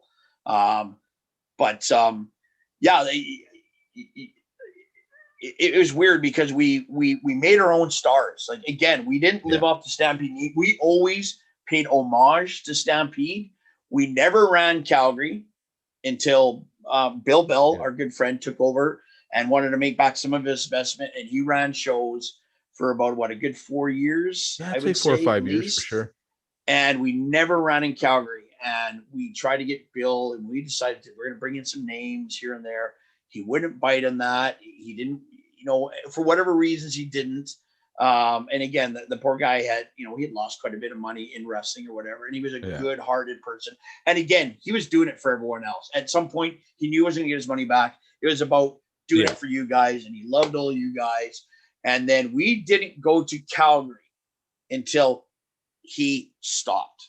Right. Because that was our respect. When we started PWA, and again, the whole acronym, we like, okay, we need an acronym that fans can chant. We need something that's going to be easy recognizable. You know, what's our demographic? Well, we're in Western Canada. Prairie. Okay, Prairie. You got to have wrestling in there somewhere. And then we were like, well, what do we have? Like, what else do we put in there? And the reason we came up with Alliance is we'll work with other promotions in different provinces or in other cities. And there wasn't many. Right. And we could maybe become Alliance, and maybe it could be really big. And that was our thing. It wasn't like we didn't want to. That's not flawed logic. That was the original plan. And then we did kind of work with Stampede. We never really did an invasion angle or whatever, because you guys were doing your thing there and we were doing our thing here. And then I remember Ross coming to a show finally in about 2003 or 4. And we were like, that's when we were drawing 400 average. Like, we were just having good shows. And Stampede was still, you know, getting 150 to 200. It's still good. Same way Calgary still draws, for crying out loud. But yeah, people don't understand. And this is no disrespect to Calgary. And I love Calgary, and I love to hate the Flames. They're not like Vancouver Canucks, where I just hate them. I want to see, you know, I want to see, you know, the fans of Calgary have great sports teams, but Edmonton has been the pinnacle of wrestling in Western Canada for over 30 years. And it's not because of PWA. Yes, we're a big part of that. But even in Stampede's it might even be 40 years, because Ross and Bruce and even Stu and Helen all told me they usually made more money in Edmonton than in Calgary. And again, not that they always drew more fans. They were so generous. They probably comped hundreds of people in Calgary, where they didn't have to do that in Edmonton as much. Right. And again, not as much cost associated there. But it's just what it is. You can't. No, and I've Ross always came up said to that me. too, being living in Calgary my whole life. Fans in Calgary, and I don't care whether we're talking, Flames fans, Stamps fans, or wrestling fans, they are fickle. They are fickle, Yeah. fickle. It's almost like if there's not a huge superstar, they don't give a shit, right? Like, so yeah, it's always been, I think, a tougher, as my mom would say, tougher sledding in Calgary than Edmonton as far as drawing fans in. And you know what I think it is? And again, so this is not a slight to wrestling fans in Calgary, because Calgary still is a great wrestling city. The heritage is there. Yeah. I mean, a lot of people don't know, like, it came that close to Stu Hart getting the territory here and not moving to Calgary. So it Right. all would have happened here. So we went to Calgary, and I think it just gets taken for granted because there's always been wrestling there. There's always been that legacy. Yeah. They live off the laurels of what had come before. It's like, because I know you're a big Montreal Canadiens fan. Well, my first favorite hockey team, we didn't have an NHL team in Edmonton. Yeah. The Habs were my first favorite team too, and Guy Lafleur was my first favorite hockey player. That was it until this young, skinny number 99 came to town. Yeah. Still the greatest hockey player of all time. I won't argue that with anyone. But that It's still great. shows you what kind of loyalty I have, right? Yeah. I've been a Habs fan since I'm 8 years old. We got a team in Calgary, and I like the Flames, but I will not trade my red, white, and blue. That will always be. I respect that, and it's so we got spoiled because within the first 6 years of being in the league, we had a cup, and then we had 4 more. So in the first 10 years, 11 years, we were spoiled, and a lot of because Edmonton hockey fans can be some of the worst fans that they are. Hockey can be it brings out the worst in people, but it's almost, we took it for granted what we had. Yeah. And it's the same thing. So that's what I think it is in Calgary. But the Edmonton fans it's true. They're more passionate. Yep. We would have fans, we would bring in a name, and they're like, why are you bringing them to Calgary? Like, listen, they're only available one night. This is a huge show. It takes a lot to produce. I can't do it. And the resources sometimes weren't there. We can't do a second show. It's in Edmonton. You're 3 hours away. Yeah. So we'd have people that would complain, well, that's a long drive. Like, and when we started making that drive, I still to this day will have fans like, well, that's a long 3 hours. I said, listen, I drive 3 hours every month. I miss birthday parties. I miss dinners. I miss reunions. I miss concerts. Yeah. And never family stuff. My kids I'd never miss any of their birthday stuff or whatever, but friends or other relatives. And I said, so you guys get wrestling every month. You're telling me you can't drive it once? Oh, and by the way, my 70-something-year-old mother makes that trip and comes home the same night every night. Yeah. Well, I think we're part of it. I'm used to it. Like, even now to this day, from having to say drive to Saskatoon and wrestle on a Thursday night and then come home and go to work the next day, I could drive 12 hours, without blinking. At about 10, I do start getting tired, but I can easily do 12. Or like, say 3 hours. Come on, that's not a lot of time. Like, oh, I want to see this guy so bad, but not bad enough for 6 round trip. But that extra, it could be a once in a lifetime thing that you get to see this guy, and that's your barrier, that 3 hour trip. Like, come on. But then I'll have 200 fans that'll drive from Edmonton to Calgary to catch Lita, to catch Road Warrior Animal. Right. So it's a little frustrating. I hate when I hear that. And then I'll be honest, every time there's a startup that someone basically abuses to use the Stampede name, everyone jumps on that bandwagon. And then again, we don't get we were endorsed by the Hart family when we inducted them in Calgary, same night that Steele got inducted in the Hall of Fame. Right. To carry on the legacy of wrestling. Ross Hart champion for this. So that's what I was going to. Ross had come to an event. I used to help Ross carry everything into a show in Stampede. Right. He pulls up. I'm alone in my car. He starts carrying. I said, Ross, no, you're here. You're our guest. I go, he helped me carry in the sound equipment, all my stuff. Then he watched the show for about an hour. And I looked over him, and it's like his mouth was open a little bit. And I'm like, what do you think? He goes, Kurt, we could learn so much from you. And I just like, what? He's like, you're using the same talent. Look what you guys are drawing. And he was just blown away. But again, they knew one way of doing things. They learned through the family, through their dad, and there was one way to do things. And I learned doing stuff on the road. Again, it's not that they did things wrong, but what I did is the stuff that was wrong, we just didn't do it, or we did it different. Yeah. So had they not given me that experience or made that model for us and to see what was wrong. And the thing is, Ross and Bruce both couldn't always come on the road either. Yeah. So sometimes the inmates ran the asylum, which sometimes was not good. Yeah, when you got Jordy and Tiger Khan booking your show. Oh, Tiger Khan, I love that guy. We were God. just talking about him the other day. I posted on there his good friend Evan Ginsberg had wrote like a really beautiful. Yeah, seen he reposted that article not that long Yeah, ago. and then I because I had read it again and I reposted it. And he commented. Right. His mom, Marlon's mom, had given him one of his necklaces, and he still wears it every day to this day. Right. On one tour, I got to room with him, and it was my birthday weekend tour, and I got late. I missed, my car broke down. I had to take a Greyhound up. By the time I got there, we had to cancel the show because the group we were working with told us that there was 100 something tickets. The guys all got there. They got there at the ring. There was no tickets sold. Gee. We had to cancel the show. I had already booked everyone. So by the time I got up there, all we did is we went straight out.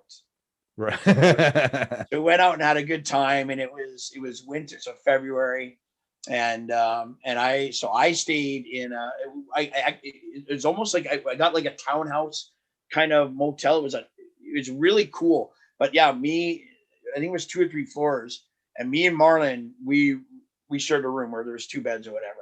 And man, that guy, his grooming, that's one of the things I remember. It was impeccable. He would pull out, he had the cuticle, like his whole, just for his nails, he had like a whole thing that he'd open up. Oh yeah, self manicures. Oh man, and he taught me, he goes, that's how you take care of your kid. It's really important. He taught me that stuff. Trim his toenails, and he wouldn't be doing it on his bed. He goes, you go do it in the bath. You go do it like a normal person. Yeah, he goes, and he'd always wear flip flops. He'd use, again, it's motel or hotel. Well, there's motel. Yeah. He used a shower. He went in with shower shoes. You don't want to get funky. He taught me everything. He goes, you don't walk around bare feet and like a carpet like this. You don't know, always wear socks. And then, just everything about him was a learning experience. And I learned so much from him. And he just was an amazing guy. And it just, you know what? I think he was on the verge of like absolute stardom. Here's one of my favorite stories about how clean Tiger Khan is. First tour, he came to Calgary. We were working a show in the Pavilion, a show in the Centrum in Red Deer, and a show in, I want to say, the Agricom in Edmonton. Yeah. And we're working in the Red Deer Centrium, and he actually wrestled my brother. And I don't know what I was doing, but I was walking through, and he was in the shower, and it was, in the big locker room, the big round shower, and he's the only one in there. As I walk by, I see him standing. He has a bottle of isopropyl, like rubbing alcohol, and he's literally pouring alcohol on his body. Oh, wow. And so I start laughing. I go, bro, what are you doing? And he realizes he's been caught. You know what I mean? And all he basically said is, I'm sorry, man, don't take it personally, but I don't know how clean you guys are. Yeah. And then at the end of that tour, he realized we all shower after every match. Like we're all, we were a clean crew. Which to me, I don't know where the hell he'd been working, but at the same time, well, he's from New York, so you don't know, right? He probably was used to working. And he'd been to India, so yeah. But I'll never forget. And I'm like, bro, you shouldn't put that on your skin. Like, don't worry, we all shower every day. Yeah, and I don't think he was a germaphobe per se. He had a he's the first guy, probably male, I ever seen with a loofah. Right. I will not shower a loofah. Do not only do you save a ton of money on liquid soap, but you just it's so quick. Yeah. Boom, 5-minute shower, and it's the way to go. Like he was something else. He was in a league all his own. I can still remember the exact conversation we had the last time I talked to him. And I think I just told the story recently, but he phoned me at like 1:00 in the morning on a Friday night. I had just gotten home from a Stampede show, and I see, the number comes up on the old Maestro. And I'm like, well, I only know one person in New York State. So I answered the phone, and sure enough, it's him. And he's trying to get us booked as do we have heat? Of course we don't have heat. What are you talking about? And he was trying to get us booked with some tag team or with a promotion in New York as a tag team. And probably a month later, he passed away.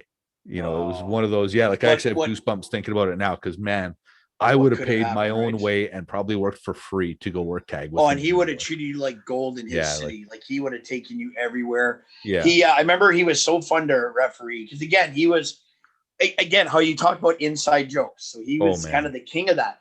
So I'm reffing and the Stampede. And I remember the canvas had little tiny rips or whatever. And I'd be counting him and someone would have him in some kind of submission. And I'm like, Tiger, do you want to give up? Do you want to give up? And he'd take his finger and he'd be scratching at the canvas at the rip. And I'm like, I'm like, stop that. Like, he'd be like a little kid. And he'd just look up at me. And then I'm like, don't. And he just like, and he'd go back to doing it again. And I'm like, do you want to give up? And he'd be like, no. And he just like, so he knew how to pop the crowd, but like inside stuff like that, because I'm supposed to keep my face straight. Like this lunatic is scratching away at the canvas, trying to make a bigger hole. And then just some of the ribs we played, like we brought this one really cocky, arrogant kid. I can't remember the heart got him from, but he came up somewhere from the States. And we were up in, I think, Peace River going to Dawson Creek. And we had to cross over the border. And I'm pretty sure Tiger was in on it. If it wasn't his idea, I think it was a combination of he and I and someone else. But we told this poor kid that, do you have your passport? And he's like, well, no, I left it back in Calgary. Do I need it? Like, we're not leaving the country. I said, well, we're leaving the province, so we're going over provincial lines. Oh, no. You should have it. And I said, you guys. And then he's like, oh, no, what do we do? And I'm like, he's, well, can I hide in the back? I'm like, yeah, we could probably bury and everything. But you know what? If they find you, then boom, like they're arresting you. And then you're on a plane, you're gone. And all your other stuff is in Calgary.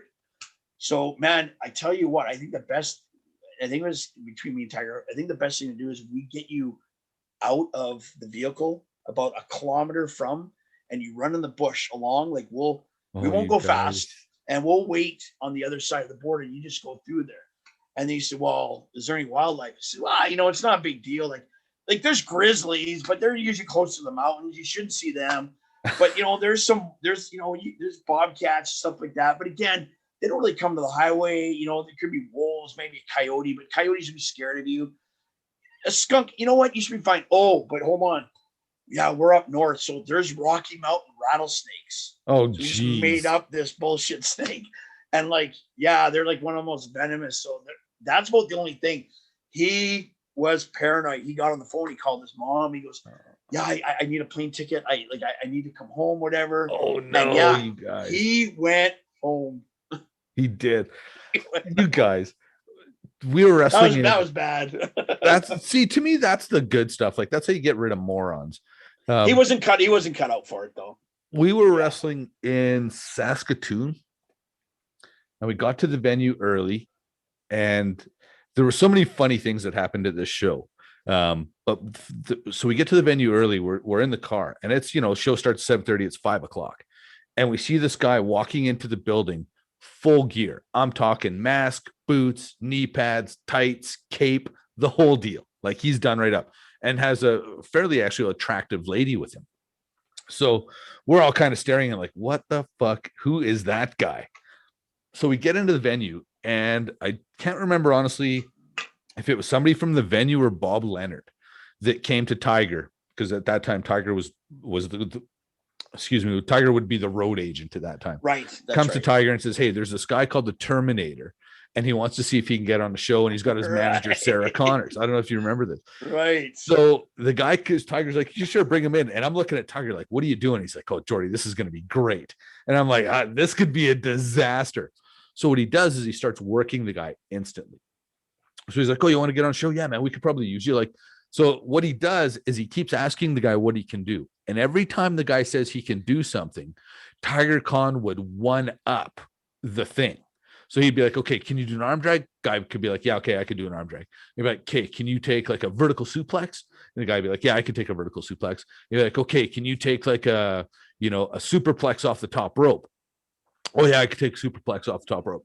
Okay, can you take a superplex off the top rope through a table? Oh yeah, I could take superplex off the table, off the top rope through a table. And finally, he works his way all the way up to, can you take a superplex off the top rope through a table on the floor? And the guy thinks about it for a second. He goes, I don't think I could do that. And Tiger Khan goes, shit, if you could have done that, we probably could have used it tonight. I remember that. Yeah, I remember that. So good. Just kept working him till he got to a point that we just, sorry, buddy. We need you to do this one spot. You can't do it. Sorry, we can't use you. Yeah. But it was the funniest thing just to watch him work. And maybe the guy did, but he certainly no-sold that he realized he was getting worked. Like Tiger worked him so bad. It was. And you know what? That's when everything changed on the road too, is when he became the road agent. The good times were after shows. It wasn't during a show, because you could have a little bit of fun and there was stuff, but the match, he was, if you screwed up in a match, he'd be furious. So I remember we took it pretty seriously back then. Yeah. Like, and again, it was innocent ribs, but not during a match, sometimes with music, but even then he didn't really like music ribs, I don't believe. But I remember the only time I ever got to manage was I managed Ruffy. Managed with Ruffy. I managed Cuban Assassin Jr. Okay. So El Diablo. El Diablo, yeah. Went by a few things. So QB's son, and we had Kurgan on tour. So we had Kurgan, and I got to manage for a night, and we had Squiggy was reffing, and so we thought we're gonna rib Squiggy. We didn't tell him. And after the match, I went in there and he screwed up, and I was gonna make him apologize to all the fans. So he didn't know what to do, and I said apologize, and and I'm going, and the crowd hated me, like they hated me, because I remember getting into one of the fans and channeling my inner Duke, and the guy had literally 3 teeth in his mouth. I said, "Holy, look at all the teeth in your mouth. There's like 3 of them. You must be the mayor of Hagerville." And then I go around the corner and there's a kid that looks like The Rock, and he kept standing up, getting in my face. And I'm like, "Who are you supposed to be, The Rock? Yeah, I can smell what you're cooking from over here. Sit down, Stinky." And I went away. I later found out that kid that I give a hard time to, I go meet him afterwards. He goes, "Hey, you were one of the best parts of the show. You were so fun, whatever. I'll introduce you to my dad. He really wants to meet you." I'm like, "Nice to meet you, sir." And we took a picture with him. He goes, "Yeah," he goes, "My dad's the mayor of Hagerville." The actual mayor. Wasn't the other guy. But I'm like, "I'm so sorry. You know what? I'm a Ukrainian. Your honor." Like, he's like, no. He goes, that was fantastic. But so anyway, after the match, El Diablo loses. I go in there and I attack Kurgan, and again, what a nice guy. But even he's legit 7 feet. He's a monster. And I remember pounding on his back, and he turns around. He looks like his facial expressions too. Like, that's why the stuff that he's done as stunt actor and actor. Like, he's got that face. But he turns around. He's like looking like what, and he looks down. I'm like, "Oh, hey, I was just patting you on the back. Like, good job." And I remember, so the plan was he was going to choke slam me. And I remember in the back, Pollock goes to me, "When you go up, make sure you jump up nice and high, but make sure you look back when you're going down." And then I'm like, and he's laughing. I'm like, "Why don't I trust you, Pollock?" And then Marlon came up. He's like, No, you'll break your neck. Don't listen to him. Just do whatever." And I remember him slamming me down, so he had me 9 feet in the air. That's a 10-foot drop. And again, I had taken a lot of bumps other than some chair shots and some clotheslines and body slams or whatever. But I was out of breath, and I remember just rolling out of the ring, or rolling onto my side trying to get breath, and then he's stomping on me. Then he picked me up. He goes, "I'll throw you over." He throws me over the top rope, hooked my arm, landed in the crowd. They're, again, you probably experienced something similar, but they're kicking me, they're spitting on me. But it was fantastic. But yeah, so after I got up, we go and do this stuff. I'm incensed. I'm blaming it all on Squiggy, on the ref, and what was it? Squiggy Choo Magoo, the ref. And I had the kendo stick, Ruffy's kendo stick. I said, "You apologize to all those fans." And I had to convince him, and he did it. And he turned around, and I cracked him full force with that kendo stick in his big melon. And he went down. And you know what? I was really proud of him at first, because he sold it, and he was down, and it was whatever, and it was great. And again, Tiger had signed off on all this. And then I go to, I celebrate. I'm going to leave, and he gets up, and I look. I'm like, "What are you?" And he's like lumbering towards me, smiling. I'm like, "Get down, man." I said, "Get." And I just started chopping it. Like, I swinging as hard as I can at his shins, Ruffy was screaming on him too, like, get down. And I said, throw me off the ropes. He's what? I said, throw me off the ropes and then put your arm up. You're going to clothesline me. And I knew he was just going to hold it. So basically, that's what he did. He threw me off the ropes. I ran the ropes. He put it up. I ducked it, went through the ropes, did the whole thing like this. Me and Ruffy ran in the back. He chases us. We get through. We're kind of laughing. I see Marlon, and he's not smiling. Squeak comes through there. Bam. Grabs him by the throat. Pastes him up against the wall. And said, don't you ever no-sell one of the boys. And that was the first time that I had ever been called one of the boys. Right. And that was by Marlon. So like nothing but respect from him. Yeah, and he did, like, I remember I don't want to piss on a guy, but there was a guy, do you remember Monty? He would do a lot of repping for us. Yes. You remember Monty? So Monty was doing some reffing, and Monty, God bless him, one of the nicest guys that you'd kind of meet around the locker room, but would have a knack for screwing up finishes. Like, I'd never really seen anything like it, especially from a ref. And so one night we were short on workers, and he had to ref and wrestle, and was not in the best shape, was not a great wrestler. And he ended up wearing, do you remember Ruffy had like that prismy, sparkly looking gear? It was all like sparkly tights and stuff. And so he had no gear. Ruffy wasn't using that gear that night. And he would always wear like a pimp fedora, Monty would. That's right. And so Tiger Khan first of all, convinces him to wrestle, then convinces him to put on this horribly unflattering, sparkly tights. Yeah. And then wear his fedora out to the ring. And Monty, of course, can't see shit without his glasses. So he actually has to wear his glasses out to the ring. So, and then we needed a name for him. So Marlon convinces him that there was this hardcore gangster that was hard as fuck in New York City called Hamster Boyd. And so that was his wrestling. He goes out to the ring, goes out as Hamster Boyd, wrestles a match. It's horrible. And Marlon's supposed to do a run in at the end of the match. And Monty, of course, botches the finish. It's a rough night for him. And Tiger's so pissed off that he messed up so much in the match. He runs into the match, spears the guy to the ground, stands up and stomps him so hard in the face it bent his glasses. It was just like he wrestled the whole match with his glasses. Yeah, his glasses were all, and it was just, and that's when I realized, like, okay, Tiger takes this shit seriously. Like, I didn't want you to mess up the finish, but I wouldn't have stomped you in the face either. Like, and I'm not saying he shouldn't have done it because the guy had it coming. To put yourself in that position and not be prepared, not to get stomped in the face, but to not be good enough to pull off what we need you to do and tell us you can. Tiger did not take that lightly. Don't go in, because I even Kurgan goes, can you take a choke slam? And I'm like, yeah. And he looked at me like, you I said, no, I've done some training. I said, no, to do a simple bump or whatever. I said, no, I'm not gonna. And again, that was a big bump to take. And I earned his respect. And we played some pool after, and I kicked his ass. Still hold that over him. And because I'm about to sink the 8-ball, and I'm like 8-ball corner pocket. And all of a sudden his hand comes down the table, and I look up, and he goes like this. And he shakes his head. I'm like, come on, you're going to be like, whatever, I'm beating you. And then he comes over, and I just shook my hand. But yeah, I mean, I was terrified to take that bump, but I would never bite off more I can chew. Like, out of 20 years, I'm owning my own company. How many matches have I wrestled? None. Right. Would I let you guys beat the hell out of me, embarrass me, whatever? Absolutely. Further the story, but I would never try to do more than I was capable to do, because I respect the business. I respect what you guys do in the ring and what it takes to be a wrestler. And yeah, I could have gone back and I could have trained more, but you know what?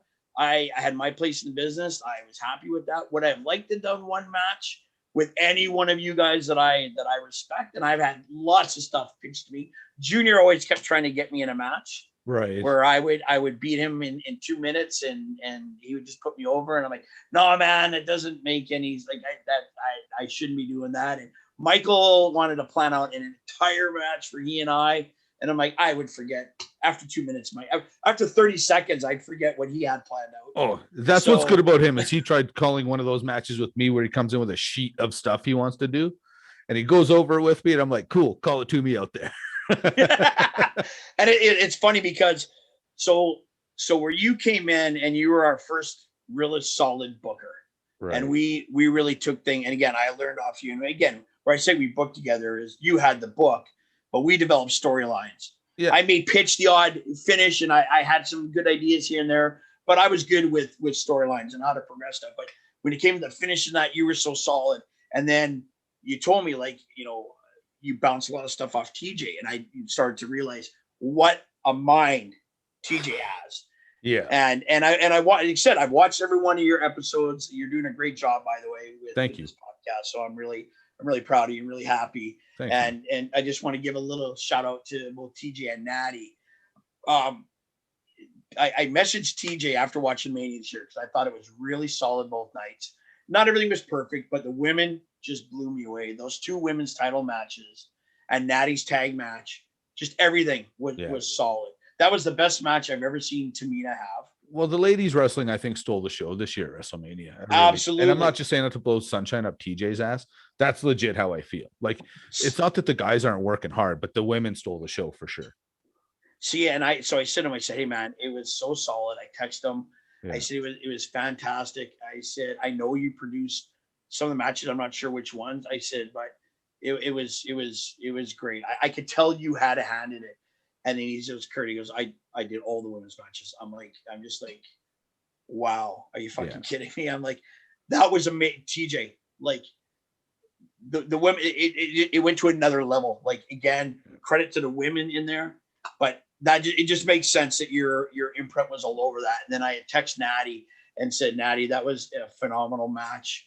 I said, you did great. I'll always text our friends that are there anytime they do anything great. And I try to keep in touch with TJ and Natty. I never want to bug them and Big Raj, but I'll always know from. Yeah, you're kind of like me. You keep an eye on what they're doing, but they have so much going on. You never want to be a bother and always let them know that that I'm in their corner.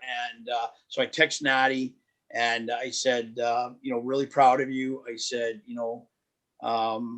it just was a fantastic 2 nights. You and Tamina are so good together. Yeah. And she really just pulled out all the stops.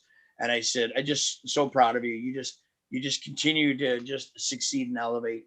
And she texted me back and she goes, Kurt, thank you so much. That just means the world. Like, those 2, people don't realize those 2, when Eric went there,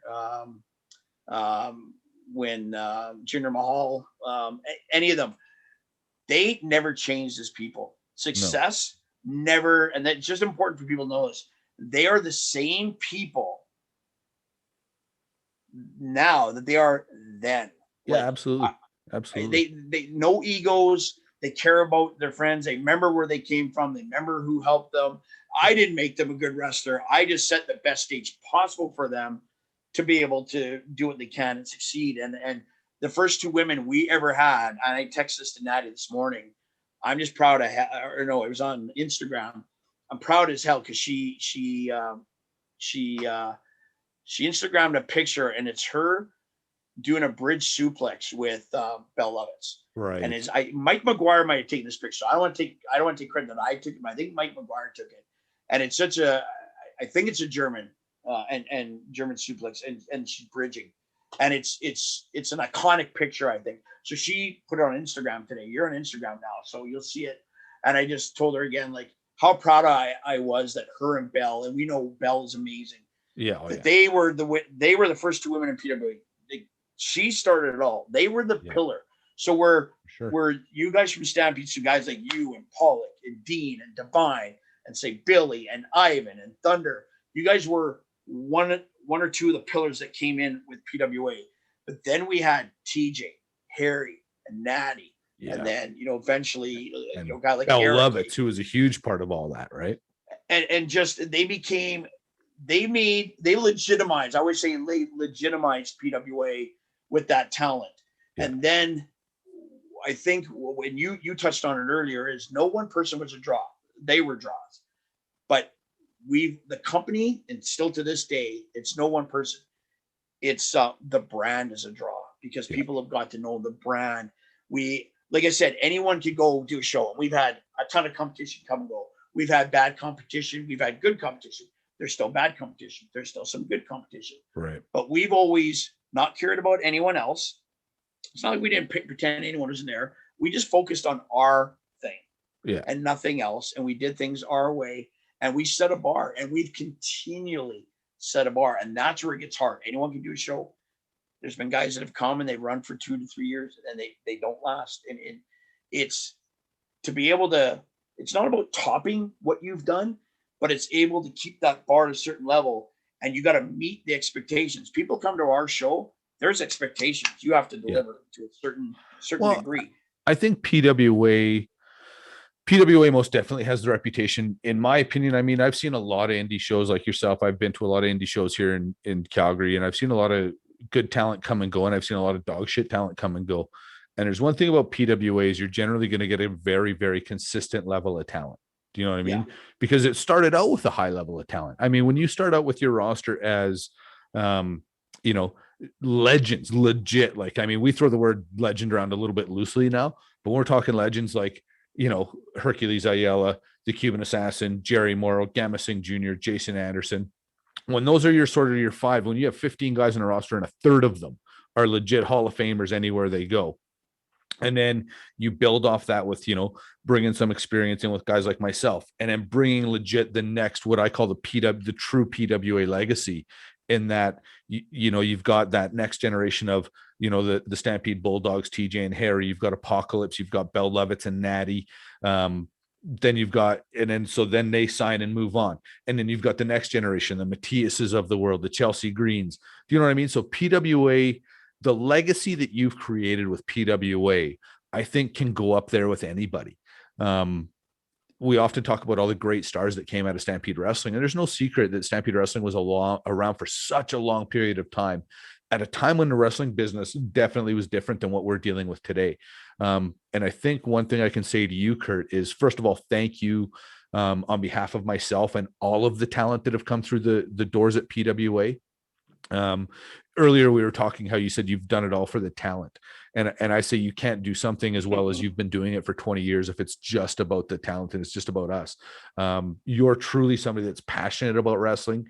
Very few of us actually will know the sacrifice that you and your mom and guys like Tex Gaines and Nizar and the Funky Bunch, and Mark and Cody Sergeant as well. Hazard. Yeah, Sergeant Hazard, the sacrifice that you guys have all made, and I know there's still people I'm leaving out, to make PWA what it is. And on behalf of Alberta Wrestling, thank you so much for giving us not only a platform, but a high bar level to attain to. That if we go to a PWA show, we know that our game as talent has to be there, because there's a legacy of talent and promotion that existed solely because of the passion of guys like you and Tex Gaines. And thank you very much for that. I appreciate it. And that means a lot coming from you. So thank you. Because it's the passion wanes, because there was a lot of passion there. So we obviously, again, we started to make sure you guys had a place to work, and for the fans. And then it became a lot for the fans. I'm not going to say I didn't enjoy it and I didn't get to have fun and interject in there, because when you're just the guy doing all the work and just watching, it's harder and harder to do it. Yeah. So yeah, I got to go in there and I got to do stuff, and it was fun. And then we try to kind of reward some of you. And that's why you were chosen when one of your many Ric Flair like retirements. Hey, probably closer to Terry Funk. Hey, the first one wasn't a retirement. That was hiding from criminals. That's true. You had no choice. You were in the wrestler protection program. Yeah, I could retire or I could be in trouble. What did I want to do? That's right. You made the right choice. Yeah. But the passion, my passion has wavered over the years. It's never gone right away gone away. But it's, when I watch TJ, when he was wrestling, and Natty and Jinder and Eric and anyone, Chelsea Green, we've had so many come through here. Here's a question. How many other promotions in Alberta in the last 10 years have had a WWE champion there? None. Exactly. Jinder Mahal spent his whole career, that's in Stampede, but his whole career was in PWA. And I mean, how proud were we all of him? I watched the episode you did with Grant Sucha. Oh, okay. Yeah. And again, he's been a long time supporter, and some people maybe laugh that was brought up in Parliament or whatever. No, you know what? How many times have they recognized other sports figures or whatever? Like this guy and his dad, again, you guys are talking salt of the earth. His dad, what a beautiful man. When he won the title, his dad messaged me and thanked me for giving his son all the opportunities that led to him to go there. That's his father class, didn't have man. to say that to me. Yeah. Pure class that family has. Yeah. I remember Harry, I had to write and sign Harry's first letter of reference from a promoter. So he didn't come from his uncles. He came from me when Harry went to Japan the first time. Oh, okay. And that was an honor. And I promised Harry and I promised his mom that I would always do whatever I can. So the minute Harry was able to come back, we brought him back, put the title on him. I mean, we've never been able to put everyone in the Hall of Fame we want to, but out of the immense respect I had for you, everything that you did, especially at the start of the company, because we didn't know how long we were going to run. And I just wanted to do that. And that's why we made you the very first inductee into the PW Hall of Fame. To be honest, and I'm so proud of that. I still drop that shit everywhere. I love how you're talking to TJ though, and you said, "Well, it's not worth a cup of coffee." I'm like, that damn plaque was $130. but I know the way you were saying it was not at it. It was like it's you not trying to put yourself over and having an ego. Yeah, man, you're in a Hall of Fame. So I didn't take offense by it. And man, I hope you don't, because really and truly, when I look at sort of my body of work and some of the people, like, I will always sort of have that feeling of people will tell me this, and I don't want this to come across the wrong way, but I've never seen myself as a Hall of Famer. That's something that other people have said to me. Does that make sense? I've always seen myself as a solid journeyman, a good hand, that no matter what, somebody could get in the ring with me on any given night and know they're going to have a good match, fun match. We're going to get the crowd and they're not going to get hurt. You know, so the fact that you thought enough of what I did to put me in your Hall of Fame, especially first, please never, ever let any stupid joke I tell take away from the immense honor that I feel with that. I know how much you respected it. And so, because again, I have no problem blowing smoke up your ass, and you've never been an egomaniac. So the respect that you command in the locker room, I don't think you understand. Like, even in talking, I can talk to both my sons, and they have nothing but respect and love for you. I mean, you wrestled Cody, and I mean, like, the experiences you got there, he's forever grateful for that. But everyone, nobody will have a bad thing to say. Like, everyone learned from you. You were one of the very first true locker room leaders, where Divine wasn't there to be so much a locker room leader. And not that he was a bad influence leader, because he wasn't while he was with PW. He just had a much different leadership style than I did. That's right. Billy, again, wasn't there to be so much a locker room leader. And I'll cut him some slack, because he had a lot put on him in Stampede, because he was head of that ring crew. He just always had responsibility. So it really wasn't on him. But some of you guys stepped up. Chris Steele stepped up. Highlander, Weezer, stepped up. Like, nobody would mouth off the three of you guys. There's no, not only for fear of their lives, but just out of the immense respect. Right. There's no one now, like Ty. If I need, like, I remember Ty one time, guys were bitching him. I don't know, I'm pretty sure you were there, but we were at the Cinch Casino in Edmonton, and the guy started bitching about pay, and some guys were talking about stuff. And because there's a very few, but there was our early shows, there was times where guys never get paid. I will say this right now about PWA, and I can say that very few companies are like this, maybe even in North America, definitely in Canada, definitely in this province. We pay everybody on the show. Every worker gets paid, referee, announcer, people helping out with the merch, our head of production, our announcer, people filming. The only person that doesn't get paid are Janie and my mother, because they refuse at the door. Right. But the concession takes care of them, because they get about $40 worth of food and desserts and whatever. Right. But they just want us to succeed, those two women. Like when we come back up, they're the first two that are going to the Hall of Fame. I want to honor those women, and they deserve it.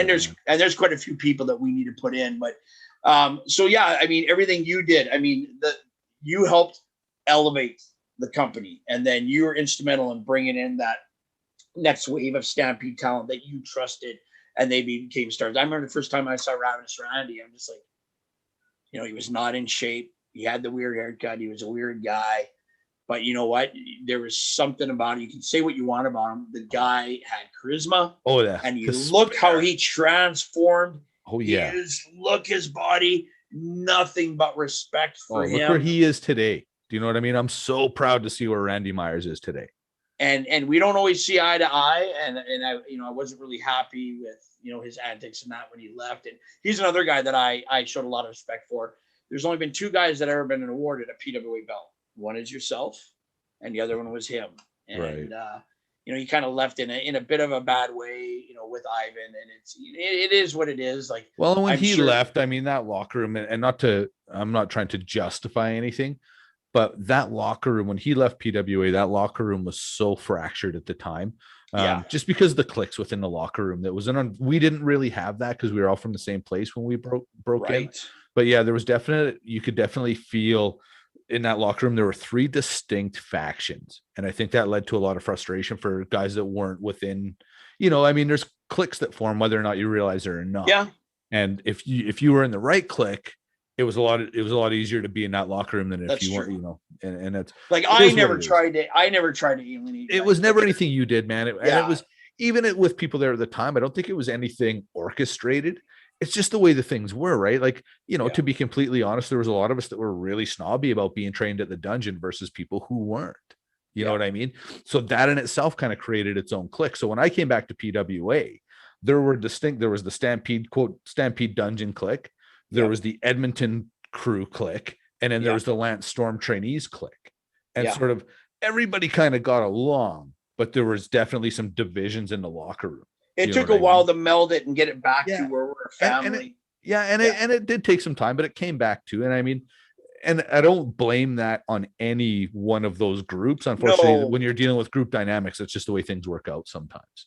You know what I mean? And I just think, I was a little hurt too, because when he lost his shot with WWE, I mean, he asked me to get him in touch with Mick Foley, so I phoned Mick Foley because we had Mick in, and me and Mick got along really well and kind of kept in touch. And I said, listen, that Ravenous Randy kid, I don't know if you remember him. He goes, oh, yeah, the kid, the Mohawk, whatever. Yeah, he's really talented kid. I said, well, listen, things didn't go well with WWE. You're with TNA. He's wondering if he could have your number and he could talk to you. Is there anything you can do to help him out? He goes, Kurt, he goes, I'm just a paid talent. I've got no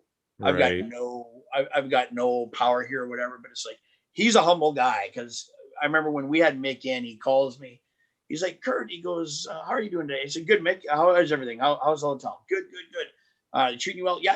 Is there anything you need? No. He goes, I just have a question for you. He goes, I said, sure. Yeah. Anything. He goes, what time is the autograph session? I said, well, from 4 till about 5:30. He goes, oh, it's not earlier. I said, no. And it was like 1:45. He goes, because there's like a couple hundred people here. And I said, yeah. He goes, for the autograph session? I said, Mick, I don't know if anyone's told you, you're kind of a big deal in the business.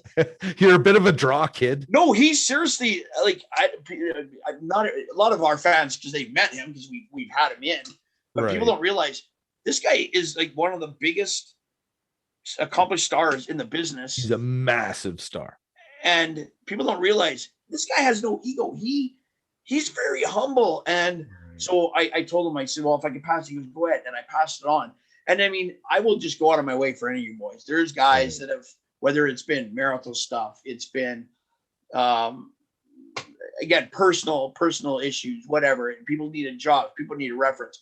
I've like gone out of my way for anyone. And I everyone has been like family. I'll always do that.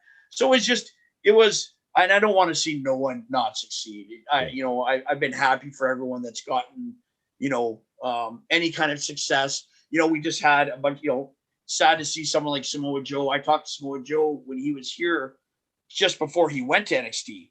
We were the second last indie event he ever did before he went to NXT. And he said to me, he goes, Kurt, he goes, I've always said that I could care less if I have a WrestleMania moment. I wanted that early in my career or whatever, but I've enjoyed my career. Now I have a son. I want to spend time with him. I'm really happy. I'm in a good place. And then you know what? He got to have his WrestleMania moment. And now, unfortunately, he's a casualty of what happens, and he's gone. Chelsea Green. What? I don't care what anyone says, and I hope I don't burn any bridges when I say this. Samoa Joe in the WWE is simply a victim of Vince not liking people that don't look like action figures. Yeah. Literally. There's no. But then how do you explain Kevin Owens? And he wears a t-shirt. I guess I'm not making this shit up. I mean, I could be wrong. I don't know. Yeah. I'm not there, but I really feel that way. Like when you got a guy that sells out his merch in a week. Yeah. When the first week they bring him there, but Mr. McMahon for whatever reason doesn't like a heavy set worker. And I mean, some degree I get it. You want your athletes to look like athletes, but the circus doesn't only travel with a shredded lion, right? They travel with elephants and all kinds of stuff. So that to me, were quite frankly, I think if the WWE is missing anything, that's a big thing is they don't allow room for the workers just to have their own personalities. Everything's so scripted and generic. And so, and the other thing I'll say is look at how over Kevin Owens is, but look at how few runs he's had. When you look at, say, somebody like a Cena or a Roman, he's easily as over as Roman Reigns, but they don't use him the same way. And I think he's constantly involved in something. They always have something for him. But like you said, it's not a top tier, but he's always got something interesting and he always kills it. It's I think it's funny that you say that. Physique. It's funny that you say that because and I'm not to second guess Vince McMahon. I mean, it's who among us really are? He changed the business and I've copied, I'm not gonna lie, I emulated a lot of what he did because you do look at the most successful company and you try to emulate what they're doing. Yeah. But I think Vince has a problem with guys WWE didn't develop, or guys that WWE didn't make. Yeah. Whereas Triple H, he gets it. I think all the producers from TJ to all the other guys that Jamie Noble, all the other guys that they get it. They know it's way easier to bring someone with that huge fuck AJ Styles. Bring in those guys that are mega stars. Why invest $20 million in the Performance Center when your biggest stars aren't people like AJ Styles didn't come from the Performance Center? Do you know what I mean? Like when you look at the guys that have been the top of the roster, and I forget who I just had this conversation with somebody recently. They weren't people that the WWE developed in-house. They're people that got signed from outside, came in, went through their system. Do you know what I mean? Went through NXT, came up to the main roster to learn to wrestle their style, but their biggest stars aren't. I think you were mentioning it to Chelsea when you were talking to Chelsea because Tiger Black, Giselle Shaw, or just sorry, it was Giselle. Sorry, Giselle. You're right. Yeah, I'm really getting senile. So there's another person I'm really happy for Giselle. Yeah, exactly. Well, she's somebody that it's just a matter of time for her. I really believe that she's such a charismatic person. She's a sweetheart of a gal. Definitely deserves all the good things that come to her. I really, really, really like that lady. You know, when we met her, because I was watching, I was so proud of like that whole interview. But we met her because she said she was dating someone, was a friend of Richie's, met at the gym, came to a show, was blown away. She got introduced to me the first show. She was, I'd love to do this. And I just looked at her, super fit. She was a Zumba. I said, well, what do you do for them? She was, I'm a Zumba instructor. And you just look at her and it's like, okay, that makes sense. Like super fit. Yeah. And we talked about it. And I said, she was like, how do I become? I'm like, well, we don't really train people anymore, but Lance Storm does. Like, that's the place to go. Like, you want to train Lance Storm. And she went, she killed it. She came back. She had the aptitude for it. She again, from her modeling and from everything else, she understands she really understands how to connect with people. Sure. And even whether it's working with a heel or whatever, she knows how to draw that attention to herself. Yeah. So she literally, she has that aura of, again, even for the women, it can be a larger than like you look at that woman like, oh, she's just unattainable. Like, she has that. And then she had because again, you think like a lot of women, you've seen a lot of women go and train and they get the bruises. They don't like the bruises. They don't like getting hurt or whatever. She thrived on that crap. Yeah. She wears them like a badge of honor. She had no problem with that. And then her stuff was snug at times. Was she stiff? Maybe. But she learned to work and get better. And it was more about being snug. And then she knew how to market herself, which is huge, because if you don't know how to market yourself and you don't come with ideas, and that's where something I personally have never tried to hold anyone down in PWA, but you got to be able to come and you got to be able to have some ideas. Wrestling's about self-promotion. It is. Really, and I fully believe that if I just give you a character and give you a name. So when we called Grizz, what did we call him? We called him Leif Erikson, because he always used to wear the head. Leif Erikson. So he always used to wear the headbands, remember? So it always remind me of not Leif Cassidy, but who was the singer from the 70s? I know who you're talking about. Leif Garrett. Leif Garrett. So that's where, and then that's where it came from. And I don't know where Eric's came. He hated that name. Like he hated it. And I remember, but it wasn't, we weren't trying to make you sound like, because he was a different cat. He was an oddball, like most of you guys are in wrestling. You may be one of the most normal ones, and that's saying something. Yeah, but everyone has, and then he came up with his own name, Michael Avery, which is great. And I feel that you're going to succeed at something that you're comfortable doing. So if you pitch something, or if we pitch something, if it's an extension of you, and it's something you have a vested interest in, and you're going to succeed with something that you love to do. So we've always tried to give people, we didn't want to micromanage them. We wanted to give them that. But here's the time fight. We want you to do this in a match. You want it to go this long. Not anymore. Quit going over wrestlers, because that's the biggest problem promoters have. Yeah. Do all your stuff in what you're given is all I care about. And then you got the guys like, we didn't mention him, but Dusty Adonis. Probably the most creative character, and no offense to Ravenous Randy, because those are two guys in a stratosphere by themselves in PWA history. But I think Dusty was a competent, good wrestler, but he was a better entertainer. Nobody was on his level, not even Ravenous Randy. No, he was one of those guys that, and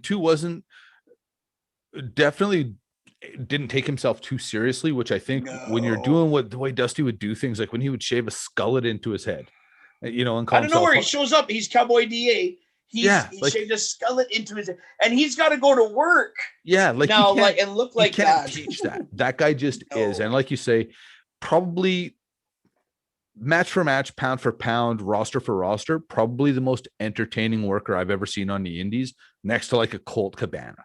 You know what I mean? Like Colt just does different shit altogether, but the way that guy would reinvent himself from not just characters, but literally show to show, he would do so different.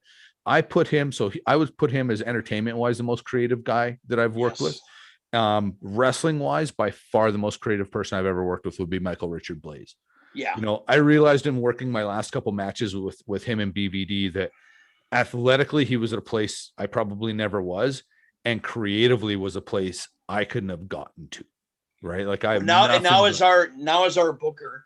Yeah. He when like how you said, he'll come with a page of stuff. So when we have a booking meeting, he'll send it on Facebook Messenger. I'm like, dude, you got to email this so I can print it off and I can separate things. So they email it to me and I can separate it. And I went, because that guy, where we say how TJ just is on another level when it comes to wrestling, is his mind. Yeah. He says Michael he goes to Michael for stuff.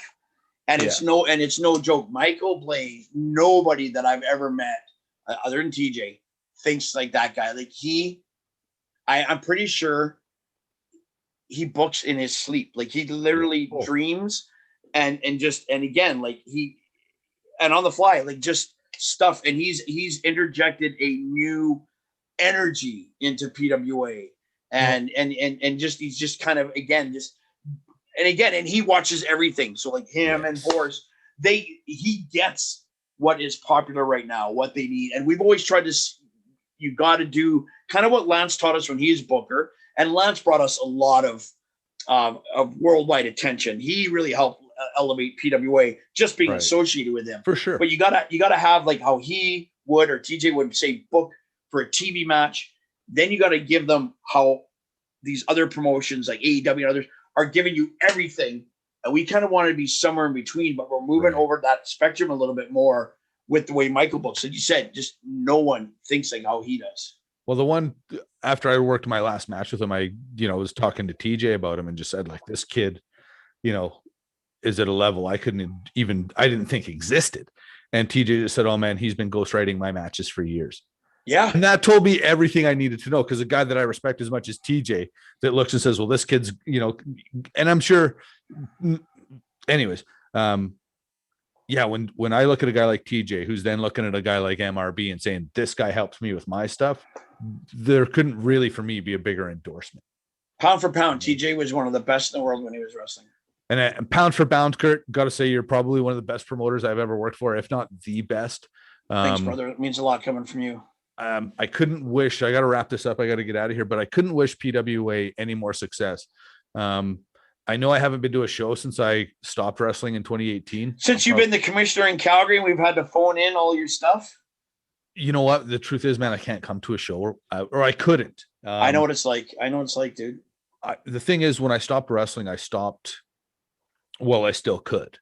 It was still my choice to stop wrestling. And while you were still willing to phone me to come wrestle, for me, that was an important thing, to stop wrestling before the phone stopped ringing. But truth is, it was too hard. I knew if I came back to a show, 2019, 2020, I probably would have tried to start wrestling again. Yeah. But now I think I'm so far gone that you have my word, no questions asked, hands down. The next time PWA is in Calgary, I will be at that show.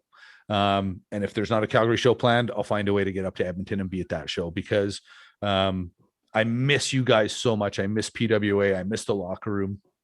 And I just can't wait to see you guys all again. Having said that, let's give people the PWA social media, your social media, where to follow, YouTube channels, all that stuff. So you can find me on Facebook, Kurt Sorochan, just under my Kurt, KURT SOROCHAN. Social media, I'm at Sorochan1. So SOROCKIN and then ONE. So one. You'll find me on Instagram and on Twitter as well.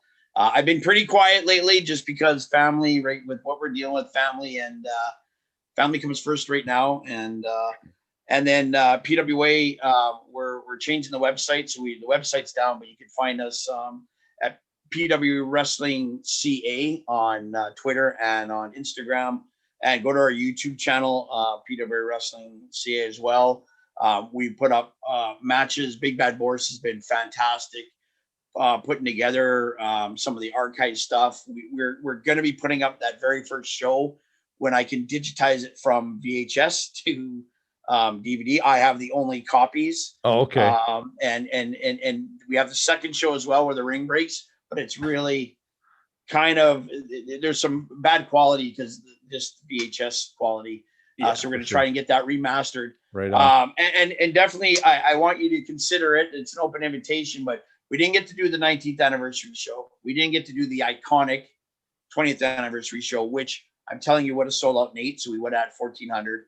If I have to do a 19th, 20th, and 21st anniversary show together over 3 days, you're going to be a part of it somehow. I'll already talk to your wife. You won't have a choice. You have my word. Don't worry. I'm there. And if we do a Night of Champions double shot, which we're going to miss that 2 years in a row, we're going to do a two-day thing. So Friday will be Night of Legends. So you'll be on that show, or anything active. You can walk through that door and you could have your old spot anytime. So thank you so much, ladies and gentlemen, my very good friend and a friend to the wrestling business, and somebody who many, many, many of us wouldn't have reached the levels that we aspired to in wrestling without Kurt and the whole PWA family.